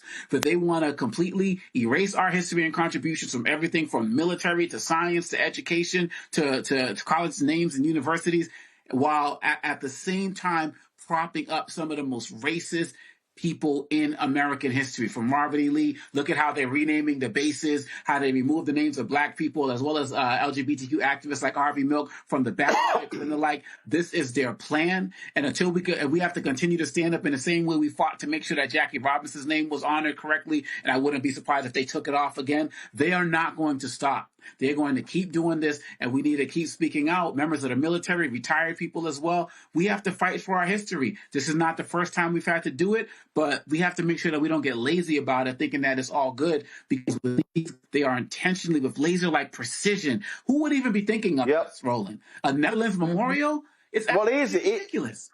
Easy. They are going through Niambi. They are going through everything in the federal government, and all they're looking for, black, Latino, Asian. Look, that's what they're doing. These people are sick, deranged, but they want whiteness to prevail. Oh, absolutely. I mean, the story they want to tell is that there was nothing that was ever done in this country that was worth anything that wasn't done by a white person, more specifically a white man. And when you think about the fact that there were 1 million black soldiers all over that theater in Europe, that these people who were being honored died there, and that these panels were there so that we would remember the fact that these people sacrificed their lives halfway across the world for people that they didn't know, because these people were facing, extermination, quite frankly, right? This is World War II. We're talking about Jewish people here. And these panels were removed without any official explanation, with no consideration for anything other than the fact that we don't want to address what people were doing that were not white at any point in our history. I mean, this is whitewashing on a scale that we have not seen, right, since that sort of post-Civil War and segregationist period, right, when you had the sort of Great Redemption, right? We got all of these Confederate monuments going up, as Omekongo talks about, but all these ways of rewriting history, which makes it seem like black people were never anything but supplicants. All we did was bend and scrape and beg instead of being active participants, not just in our freedom, but the freedom of other people, the freedom of people around the world, not just at home.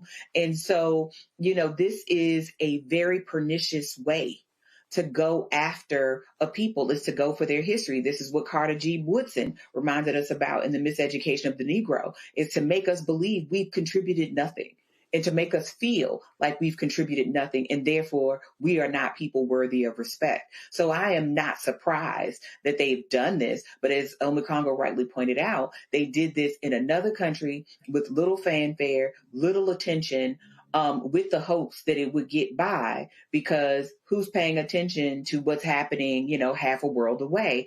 But they're also doing it at home. So, I mean, it's not like this is not on message for this administration.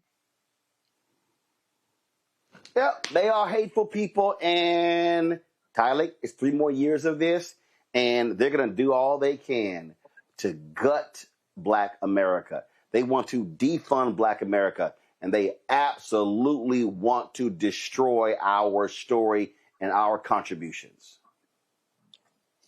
Exactly. And I think, when monuments are removed and when history books are being whitewashed and our stories are being silenced, it's not about heritage preservation. It's literally about erasure. And I think this is an attempt to remove us and to remove our struggles to make it and to make them invisible. And I think that is all of the reason why places like this and Black media is not just optional; it's essential to how we inform our communities, how we keep folks abreast on what's happening. Because as I said before, no other mainstream media has covered this, and I think that is the importance of having places like this show to really highlight what's happening in our communities. And I think that the Heritage Foundation's attempt to do this is literally because they feel uncomfortable about all of our excellence. But I think we owe every soldier who never came home to keep their stories alive, because their memory is the resistance. Us telling their story is the resistance, and our history is our resistance. And I think their stories need to be told, and we have to do all we can to continue to spread this message and to share what's happening. Because like I said before, when it's halfway across the world, they don't want us to think about it. But that is the importance of Black owned media and us telling our own stories. Mm-hmm. Absolutely. All right, folks, gotta go to a break. We come back.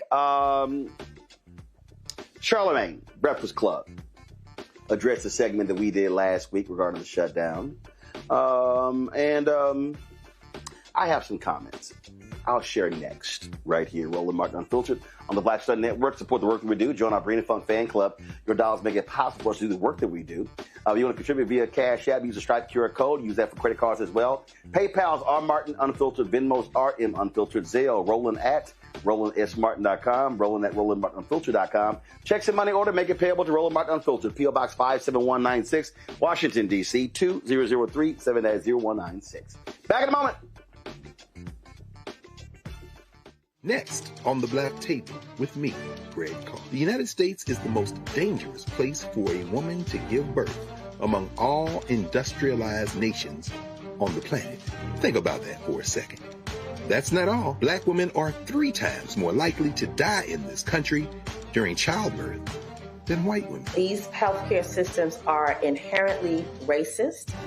There are a lot of white supremacist ideas and mythologies around Black women, Black women's bodies, even Black people, that we experience painless, right? Activist, organizer, and fearless freedom fighter Monifa Akinwole-Bandele from Moms Rising joins us and tells us this shocking phenomenon, like so much else, is rooted in unadulterated racism. And that's just one of her fights. Monifa Bandele on the next Black Table here on the Black Star Network. Hey, what's up, everybody? It's Godfrey, the funniest dude on the planet. And you're watching Roland Martin Unfiltered.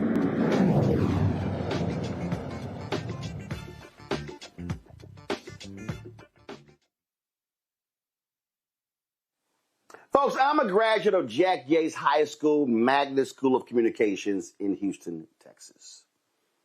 And I chose to go there when I was 14 years old. And I wrote columns for our school paper.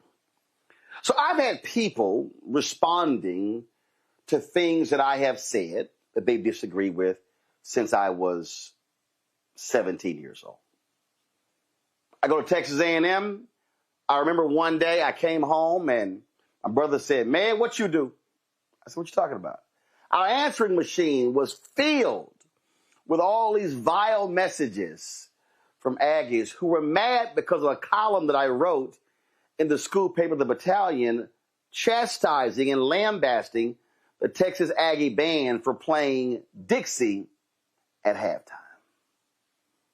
When I interned and worked at the Bryan College Station Eagle, I wrote opinion pieces. Didn't make some folks happy. I remember when I worked at the Houston Defender in 1990, and I wrote an editorial criticizing the United Negro College Fund's campaign commercials, and William Gray, former congressman, my alpha brother. Matter of fact, I think he was in Congress.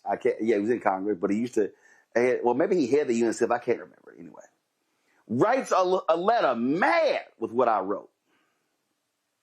For 10 years, I served as a nationally syndicated columnist for Creator Syndicate. And so I've had pieces run all across the world.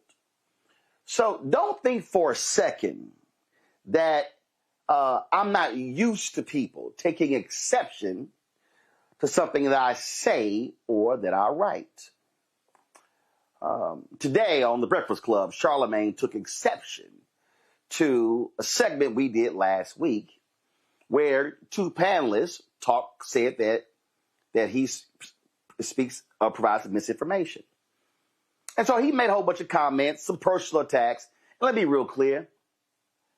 I don't give a damn what you say about my weight. I don't give a damn what you say about my neck. I don't give a damn what you say about my hairline. I don't give a damn about none of that. And the reason I don't give a damn about none of that, because none of that shit matters. See, I am speaking to and addressing and confronting larger issues at play that have a profound and significant impact on our community. And see, I'm absolutely unbothered if someone says, "Oh, you're a Democrat shield, you doing this, that, and the other for the Democrats." No, because see, I'm real clear. I stand up for black people. I stand up for black people on the local level, the state level, the national level, international level. I fight on behalf of black people. I've worked in black-owned media, not black-targeted media. iHeartRadio owns The Breakfast Club. That's black-targeted. That's not black-owned.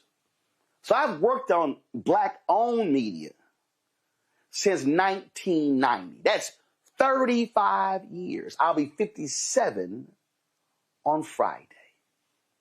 That's 35 years.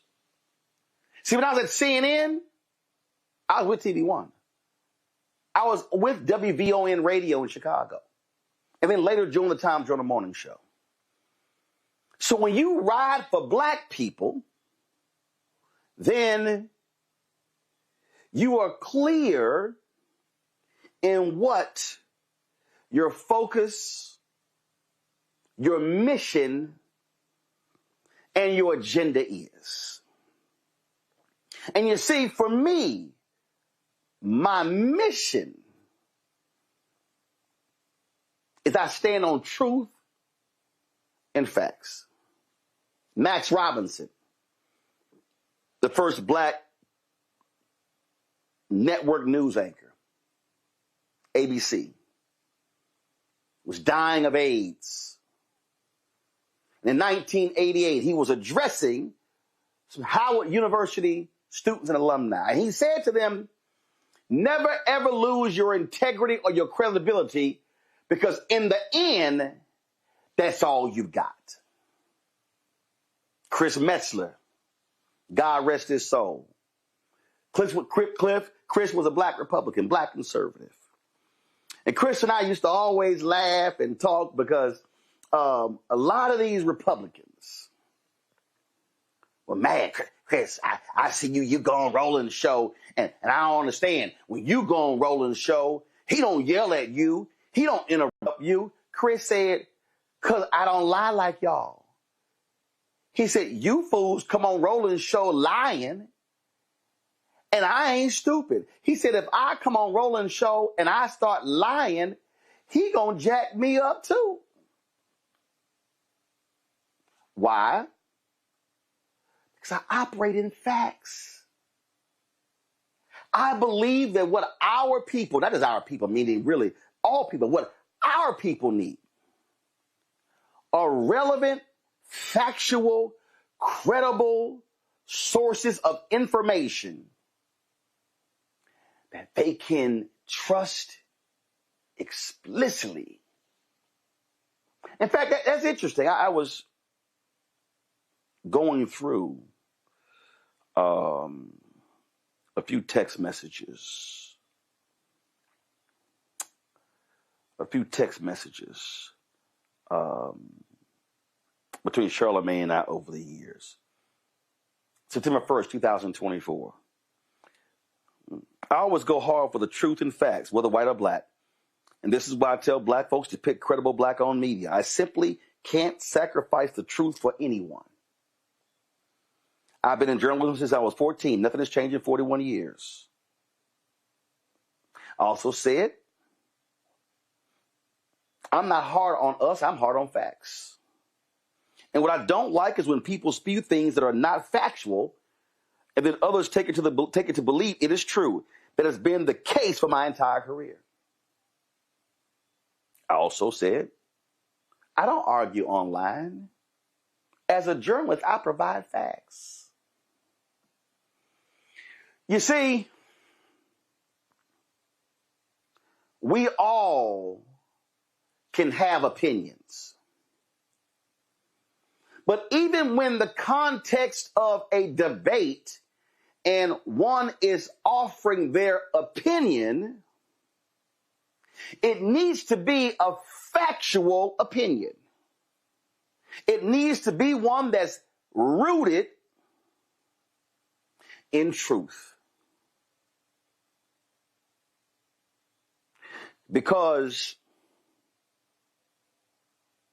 the general public does not necessarily distinguish between who's a journalist and who's not. Who's a journalist and who's a DJ. Who's a journalist, who's a shock jock.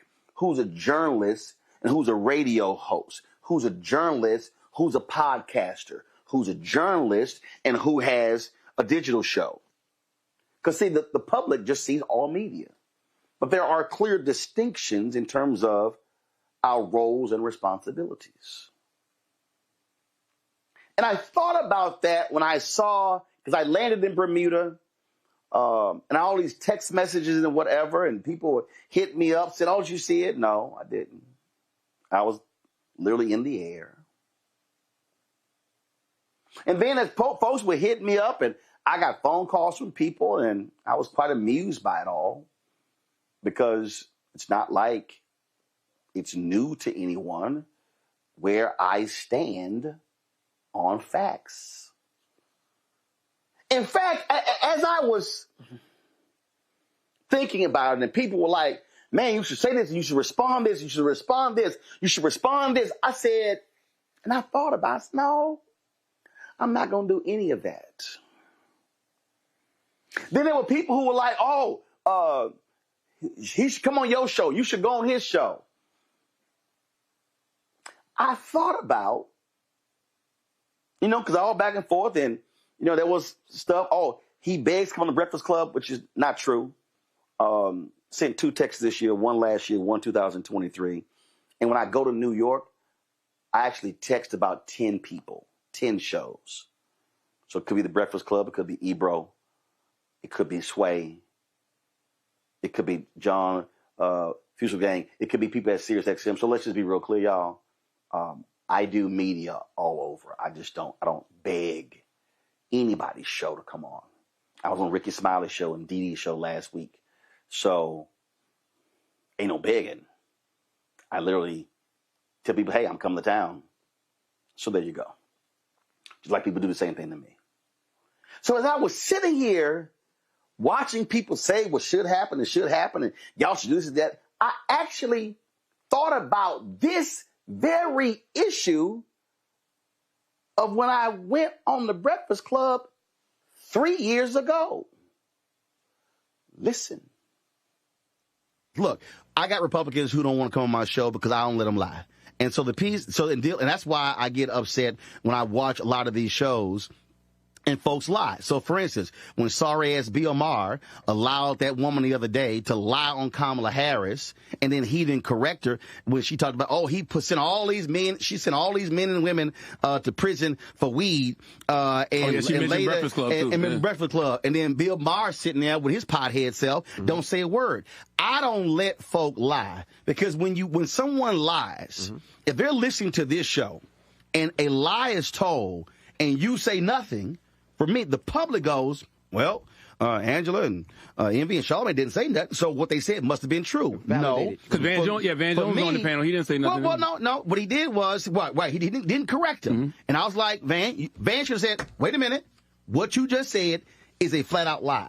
You don't let lies stand. Mm-hmm. And so that's why, and I'll tell him, I'll let you finish. But what you're not going to do is sit here and lie. And I just sit there and just nod and let you continue. Mm-hmm. Because the public needs to have enough faith in us that we have enough information. And the moment you lie, we say, wait a minute, stop. That's not true. Or you got to prove that. You're not just going to throw something out there. And so that's why this microphone cameras are important, because we have to have so much trust in it and have care with it that we refuse to let anybody lie in our face, because the audience goes, well, that must be true. So they now run with that lie. Mm-hmm. And now it's harder to bring it back in as opposed to say, stop. What you just said is simply incorrect. Well, I need you to give us some facts now, because I know people will see this and they'll be like, well, Kamala Harris did lock up a whole bunch of people for weed in California. Well, first of all, I actually brought on a brother who went through the whole record. The number of prosecutions in San Francisco declined from the previous DA when she became DA. 2, they created alternative programs for individuals who had who were arrested for weed. Second of all, the number of people in California went to prison, those numbers went down. So again, when people say, well, just what you said, she locked a whole lot of people up. How many? Mm-hmm. No, how many? Yeah, they can't know anyone over. No. But you just said she locked a lot of people. How many? Oh, I didn't say that. I was quoting what people say. No. You quoted folks who did not have accurate information. So even that's why I asked you. No, here's the deal. So even when we say, some people say, I don't even reference lies. Because what I'm now doing is I'm now weaponizing the lie. Right. So even the corrected, you don't reference it? Huh? Even the corrected, you don't reference it? No. It's not a question of corrected. What I'm not going to do is, some people say she locked up a lot of people. Mm-hmm. First of all, let's break that statement down. What does it even mean? What's a lot? Mm-hmm. Okay? If she locked up 5,000, well, how many were locked up before her? Was it 10,000? Mm-hmm. So 10,000 locked up before her, and then she locked up 5,000. That's a decrease. Correct. So, again, that has to be stated. Mm-hmm. Second of all, does the Attorney General lock people up? Yes. Or is it local DAs? See, so again, I don't just go, some people. I hate that phrase. Gotcha. Because even stating that, it has to be rooted in fact. And that's why I don't simply do that any time. I force people to have to defend a statement and say, no, you need to provide evidence to back that up. And so what if somebody says, well, 5,000 was too many? Okay, but if it was 10,000 and she came in and changed the policy and then it was cut in half, do you not give credit to cutting it in half? Correct. Where I come from, you actually do. It's called context. And the problem that we have, especially with too many of these damn gossip blogs and these people who are aggregators, who all they do is repeat somebody else right, they don't have any context. They provide no nuance. They provide no factual information. They don't ask the second question too often. As Kathy Hughes said, they ain't deeper than mustard on a hot dog. See, I hope y'all understood what I was laying out there. It's not enough to say, well, I'm just asking questions. But if your question is rooted in wrong information, then you've actually weaponized the wrong information.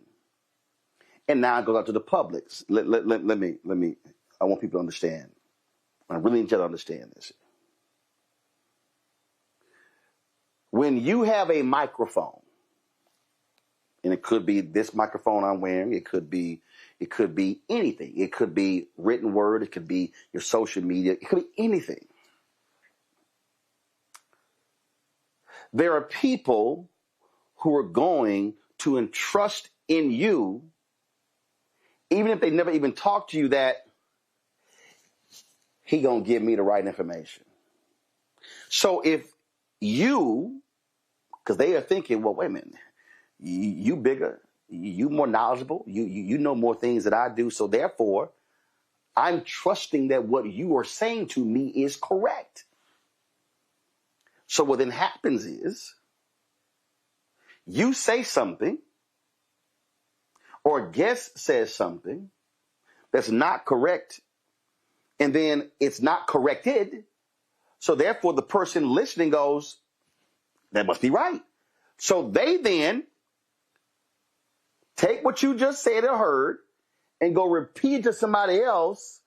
And they say, well, I heard it on the Breakfast Club. I heard it on Roland Martin Unfiltered. I heard it on Native Land Pod. I heard it on Contraband Camp. I heard it. Y'all see how that happens?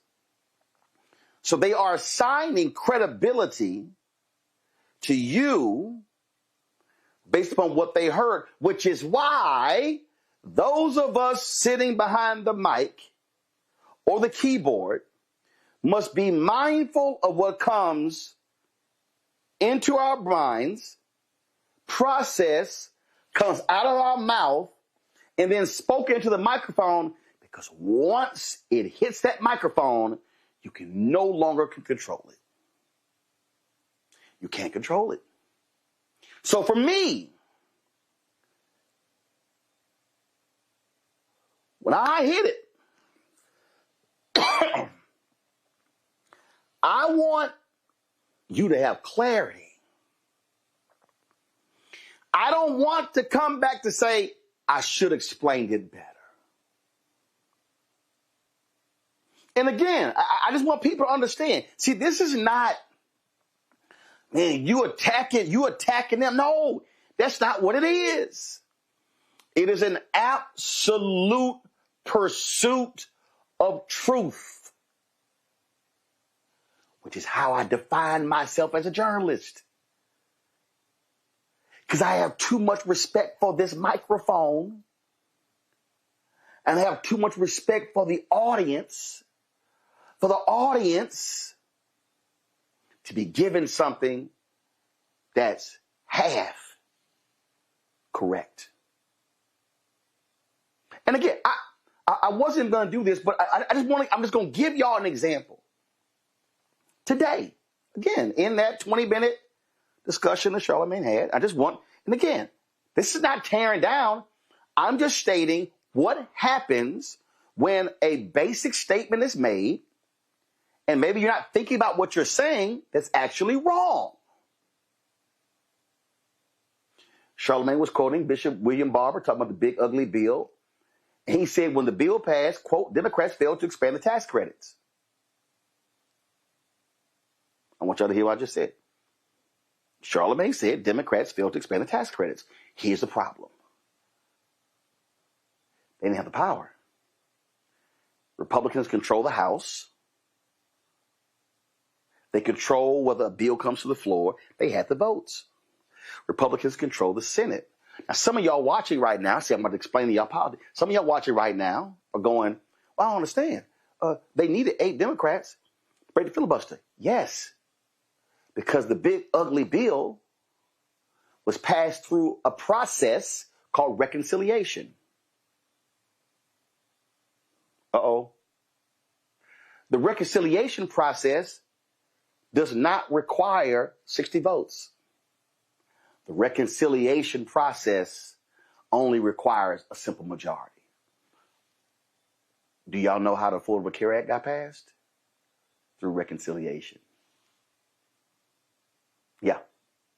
See, these are the arcane things in politics that I don't expect the average person to know.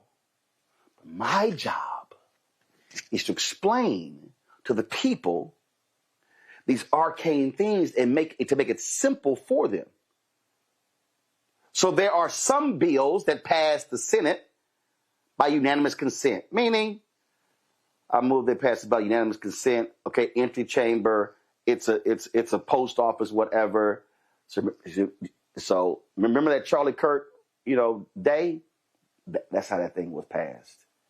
People like, well, Democrats didn't vote on it. Weren't even in the chamber. Should have been one objecting. Rand Paul did that when it came to the June. See, y'all got to remember, Juneteenth.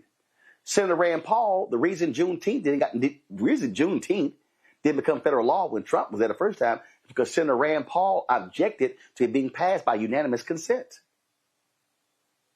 So you can have 1 or 2 senators in the entire chamber, and they could pass a bill by unanimous consent and don't require all 100 showing up. That's one way you pass a bill. Another way you pass a bill is the reconciliation process, which has some rules there, what you can and cannot do. And the Senate parliamentarian has the rule on it. That's literally what the big ugly bill, how it was passed, by simple majority.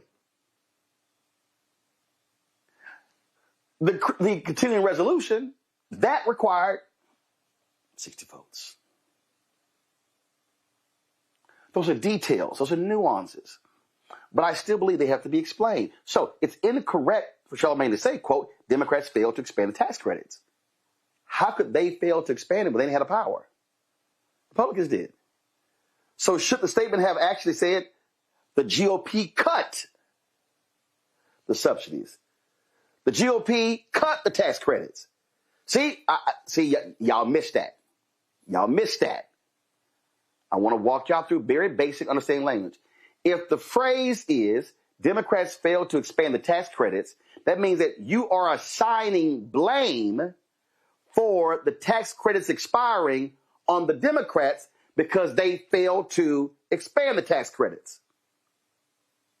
But if the language is the GOP cut the tax credits, that's the appropriate language.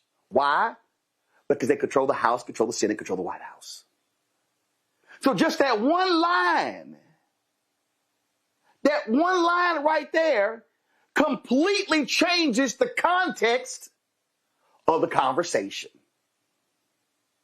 Which is why words matter, why language matters, and why we can't be reckless or lazy with how we construct words, because you can change the context of a discussion by changing the words.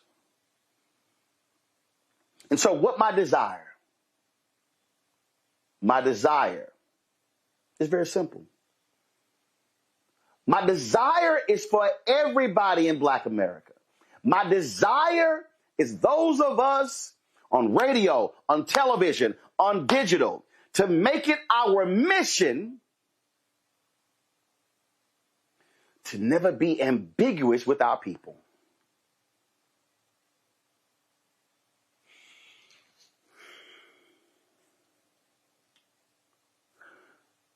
When I was on the Tom Jordan Morning Show,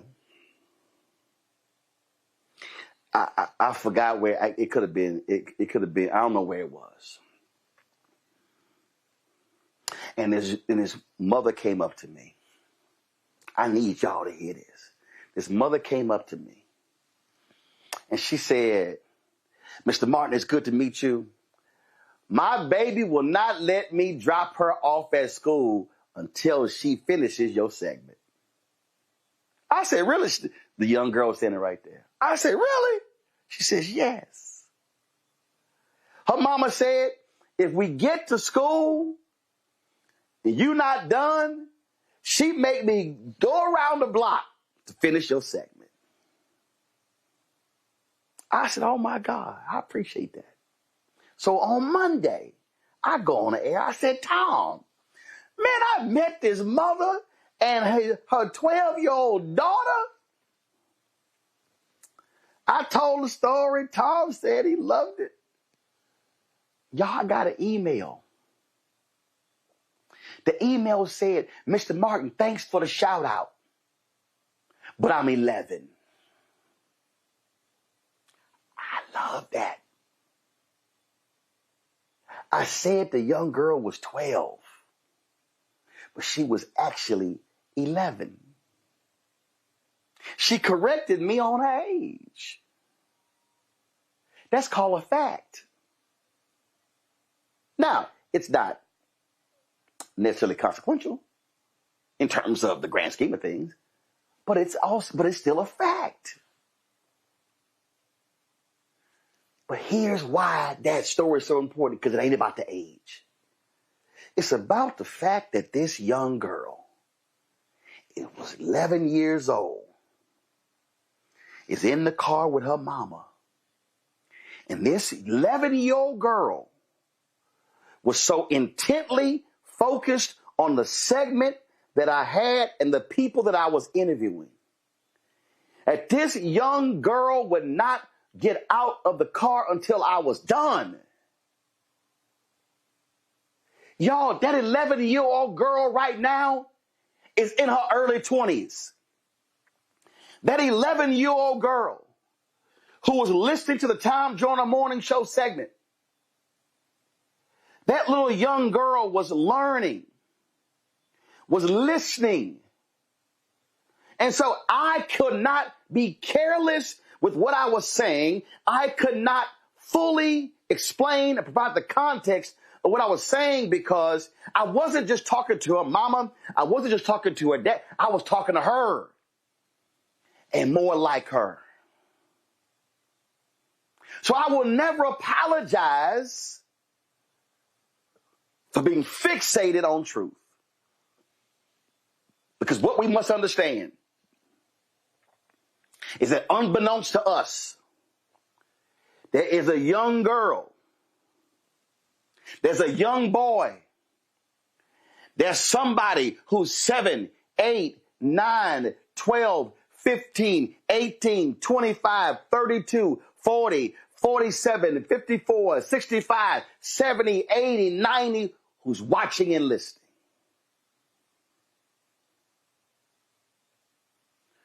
And what we have to say to them and how we say it matters. It's not for the cheap laugh. It's not to mock.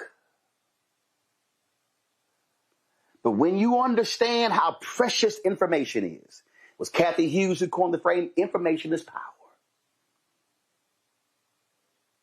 But disinformation, misinformation, lack of full information also has negative consequences. So the challenge for all of us should not be getting myself so upset. So I was misinformed. Now hold on, let me hear what they had to say. Hold on, let me go back and examine what I said. Oh, you know what? I wasn't fully clear. I didn't fully explain. Because what we have to recognize is there's no assumption that a brother or a sister listening will come back and listen to the clarification. There's no assumption that they will come back and hear the correction of the error. Our responsibility is to get it right. And I'm going to close with this. A month before she died, they fed it, Dr. Maya Angelou, at the National Portrait Gallery. We covered it at the Smithsonian Museum of African Art. They threw a birthday party. Janetta V. Cole threw a birthday party. We were all there, and Valerie Simpson sang, and Ambassador Andrew Young spoke, and I went to go interview Dr. Angelou. And I said something to her. I said, you know, my brother's a teacher. Two of my sister's teachers. A sister was a teacher's aide. I'm the only one in my family who's never taught. And she said, no, you teach. She said, I watch you. You teach when you're on television. And it blew me away. I'll find that clip. We're going to play it. But ever since then, I've been even more vigilant in what I had to say and how I said it and explain it to our people. I love when Joe Madison said, put it where the ghost can get it. Mark Thompson's show is called Make It Plain. Our job is to make this thing so plain and so clear, so crystal clear, that our people understand what's at stake. And there's no room, whether we are high and big or low and small, that it is not our primary mission and objective is to be truthful, clear, concise, and unapologetic about facts. And that is something that I will never, ever apologize for, because our people should trust the voices that are coming into their cars, their living rooms, their homes, their offices, every day and every night. And that will always be the mission of Roland Martin Unfiltered and Black Star Network and me personally. And y'all already know what my motto is as a journalist my entire career. If you do good, I'm going to talk about you. If you do bad, I'm going to talk about you. At the end of the day, I'm going to talk about you. It ain't about friends, it's about facts. Because our people deserve credible, high quality, factual mediums. And that's all I got to say on this. Real quick, panel, you're there. Your perspective again on why. And matter of fact, I'm gonna start with you because you're a professor. You teach. What comes out of your mouth, your students listen to. And you have to be very mindful of the information that you are providing to them, because if you misquote something that's factual, they can come back and say, hold up, doc, that ain't right. And I've been there. I got into several arguments with professors over some stuff that wasn't factually correct. And you know what you do as a professor? You say, I got it wrong and I apologize, right? I will be better, because we're not superhuman. We get things wrong sometimes. But I think that's the point. When you're wrong, you have to admit you're wrong. I say this to my students all the time. There is no failure in being wrong. In fact, as a social scientist, we start from the premise that we could always be wrong. What we are working with is what the best information we have right now. And you can't say any more than the data will tell you, or the historical record will tell you. You can't read any more into it than that. And your only obligation is to the truth, not your own ideas, not your ego, not what other people might think. You have to have some fidelity to the truth. So I tell people that, my students, that all the time, if nothing else. When you get it wrong, you have to say, I got it wrong. Sometimes you have the best hunch of your life and a non-finding is what you get. But that's still a finding, because it's inching us closer to the truth. And so I think as a professional person, professors are not very different from journalists, except we have smaller platforms. But to the point you made earlier, our job is to ferret out the truth and let the chips fall where they may. And many times that means we thought it was going to go left and it went right. And that is also okay, because what we want to know is how close are we getting to some new breakthrough, to some new theory, to some new idea, to something novel that we didn't know before, to providing a little more context, as you said, chipping away at something. That's what we're doing. We're trying to eat the elephant little by little each and every time we do something, we publish something, we put an opinion out there. So our first and only obligation is to the truth. No more, no less. Ome Congo, there's a reason why in our Black Star Network studios, y'all give me a shot, there's a portrait of the great crusading journalist Ida B. Wells Barnett. And you see the quote there. That is her famous quote. The way to right wrongs is to turn the light of truth upon them. And Charlemagne has, demonstrated that time and time again. There's not a real interest in the truth. There's an interest in building the audience and building the following. I mean, he's sitting there proudly talking in the in the clip about, oh, I don't know who that Niambi Carter is. I don't know who that Dr. Carr is. I don't know who that Rebecca Carruthers is. Get to know them. Understand the scholarship. Understand the leadership. And when you hear what he's saying, it just showed a level of immaturity that exists within him to just resort to name calling, almost turning into like a hip hop type of beef when the debate was about real knowledge and real information and real facts. I just want, and again, my whole deal is, to your point, if you don't know some those parts, that's fine. I just want, and again, if you nail it, you got it. If you don't, and you don't have it, come back and say, you know what? I went and got some more information. I don't care what that is. I don't care what that is. People don't realize I read stuff. I call people. I'm calling people, like, understanding. If I don't understand it, I'll call multiple people. But the point is, and I might not bring up something if I don't have it fully down. Mm-hmm. So I may hold it a day or two until I'm comfortable with my information. That's my whole point, because we have to respect the audience. That's the most important thing. Absolutely. That person who hears you. No, absolutely. And he was even corrected by Mehdi Hassan, who pointed at him and said, you are a problem because of the way you spread your information, but he didn't have any type of smoke or words for him. And so we have to be very mindful. As I talk about this Breakfast Club audience, I always ask myself, how many voters are they bringing to the table? What are they doing to move the needle as it relates to Black empowerment? And maybe that's just not the interest at the end of the day. And as the sister said at the end of his segment, that's a takedown. That's a takedown.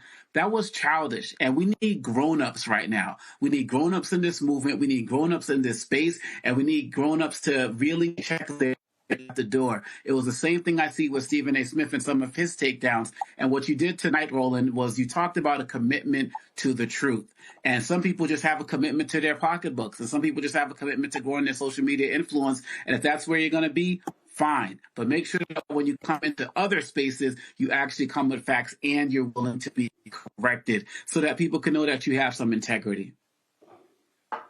And here, if I get it wrong, if somebody correct me, boom, you correct. Tyler, like, you know what? I was in Birmingham, and a young sister came up to me, and she presented me with a blanket. And she had our show logos on it, had my picture on it. And she said, my mama homeschooled me. And she said, for the last 3 years, you were my history teacher. My mama made me watch your show every night. See, that's what I'm talking about. I don't know who that sister is. I was blown away by that. But her mama had her watching my show. And if she learned politics, if she learned about news from watching my show, I damn sure better get it right.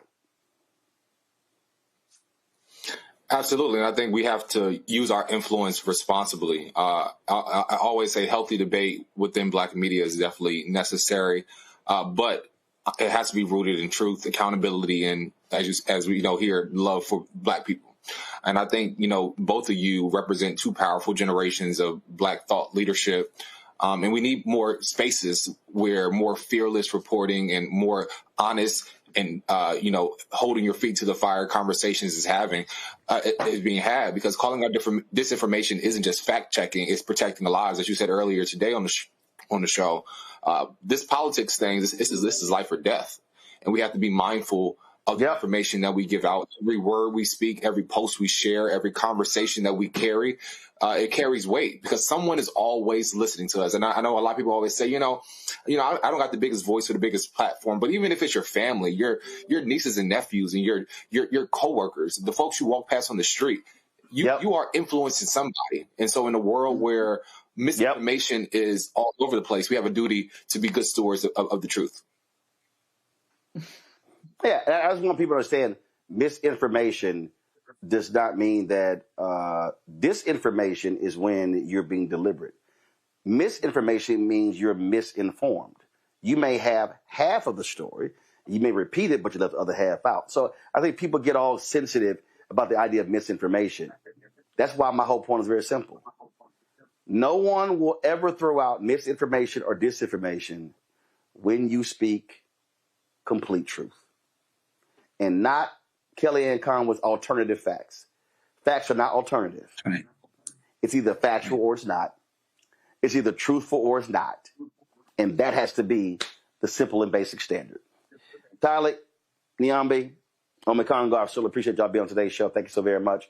Folks, as I said, I am here in Bermuda. The Bermuda Tourism Authority, they, of course, have this PJ tournament, and they invited me out here. I know I love to play golf, but I'm going to be doing interviews with people here, talking about, look, this is a black country. We're going to be having a great conversation, not just talking about golf, but some other things as well. So I can't wait to interface with the people, be sharing some of those stories right here on Roland Martin Unfiltered on the Black Star Network. Folks, I'm going to see you guys tomorrow, but before we go, again, let me thank all of y'all who watch this show. Let me thank all of y'all who comment. We have more than 5,000, probably like 6,000, 7,000 people. Do me a favor, hit that like button on YouTube, but share this with folks so they understand what we're all about. Again, we about every day, if we can inform and enlighten and educate one more brother and sister than yesterday, then we've done our job.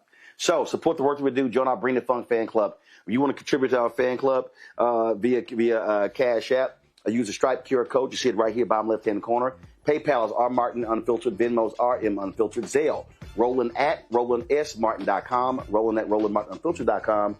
Check some money order. Make it payable to Roland Martin Unfiltered. P.O. Box 57196, Washington, D.C. 2003 7-0196. Download the Black Star Network app. Apple phone, Android phone, Apple TV, Android TV, Roku, Amazon Fire TV, Xbox One, Samsung Smart TV. Be sure to get a copy of my book, White Fear, of the Brownie of America, making white folks lose their minds. Available at bookstores nationwide. Get the audio version I read on Audible. Order the book online. Also, if you want our Roland Martin Unfiltered swag, be sure to go to shopblackstarnetwork.com. T-shirts, mugs, hoodies, wall art, you name it. Shop BlackStarNetwork.com. Also, if you want to support the black-owned businesses that are on there, if you look at all those products that are on my set back in D.C., all those products, folks, right there are black-owned companies. Hair care, skin care, gym wraps, you name it, backpacks, black crossword puzzles. Man, we got it all. Go to shopblackstarnetwork.com. And, of course, we want you to support Fanbase. Download the app Fanbase, and if you want to invest, they raised $13.6 million. Folks, they're inching closer to that goal of $17 million. Go to startengine.com/fanbase, startengine.com/fanbase.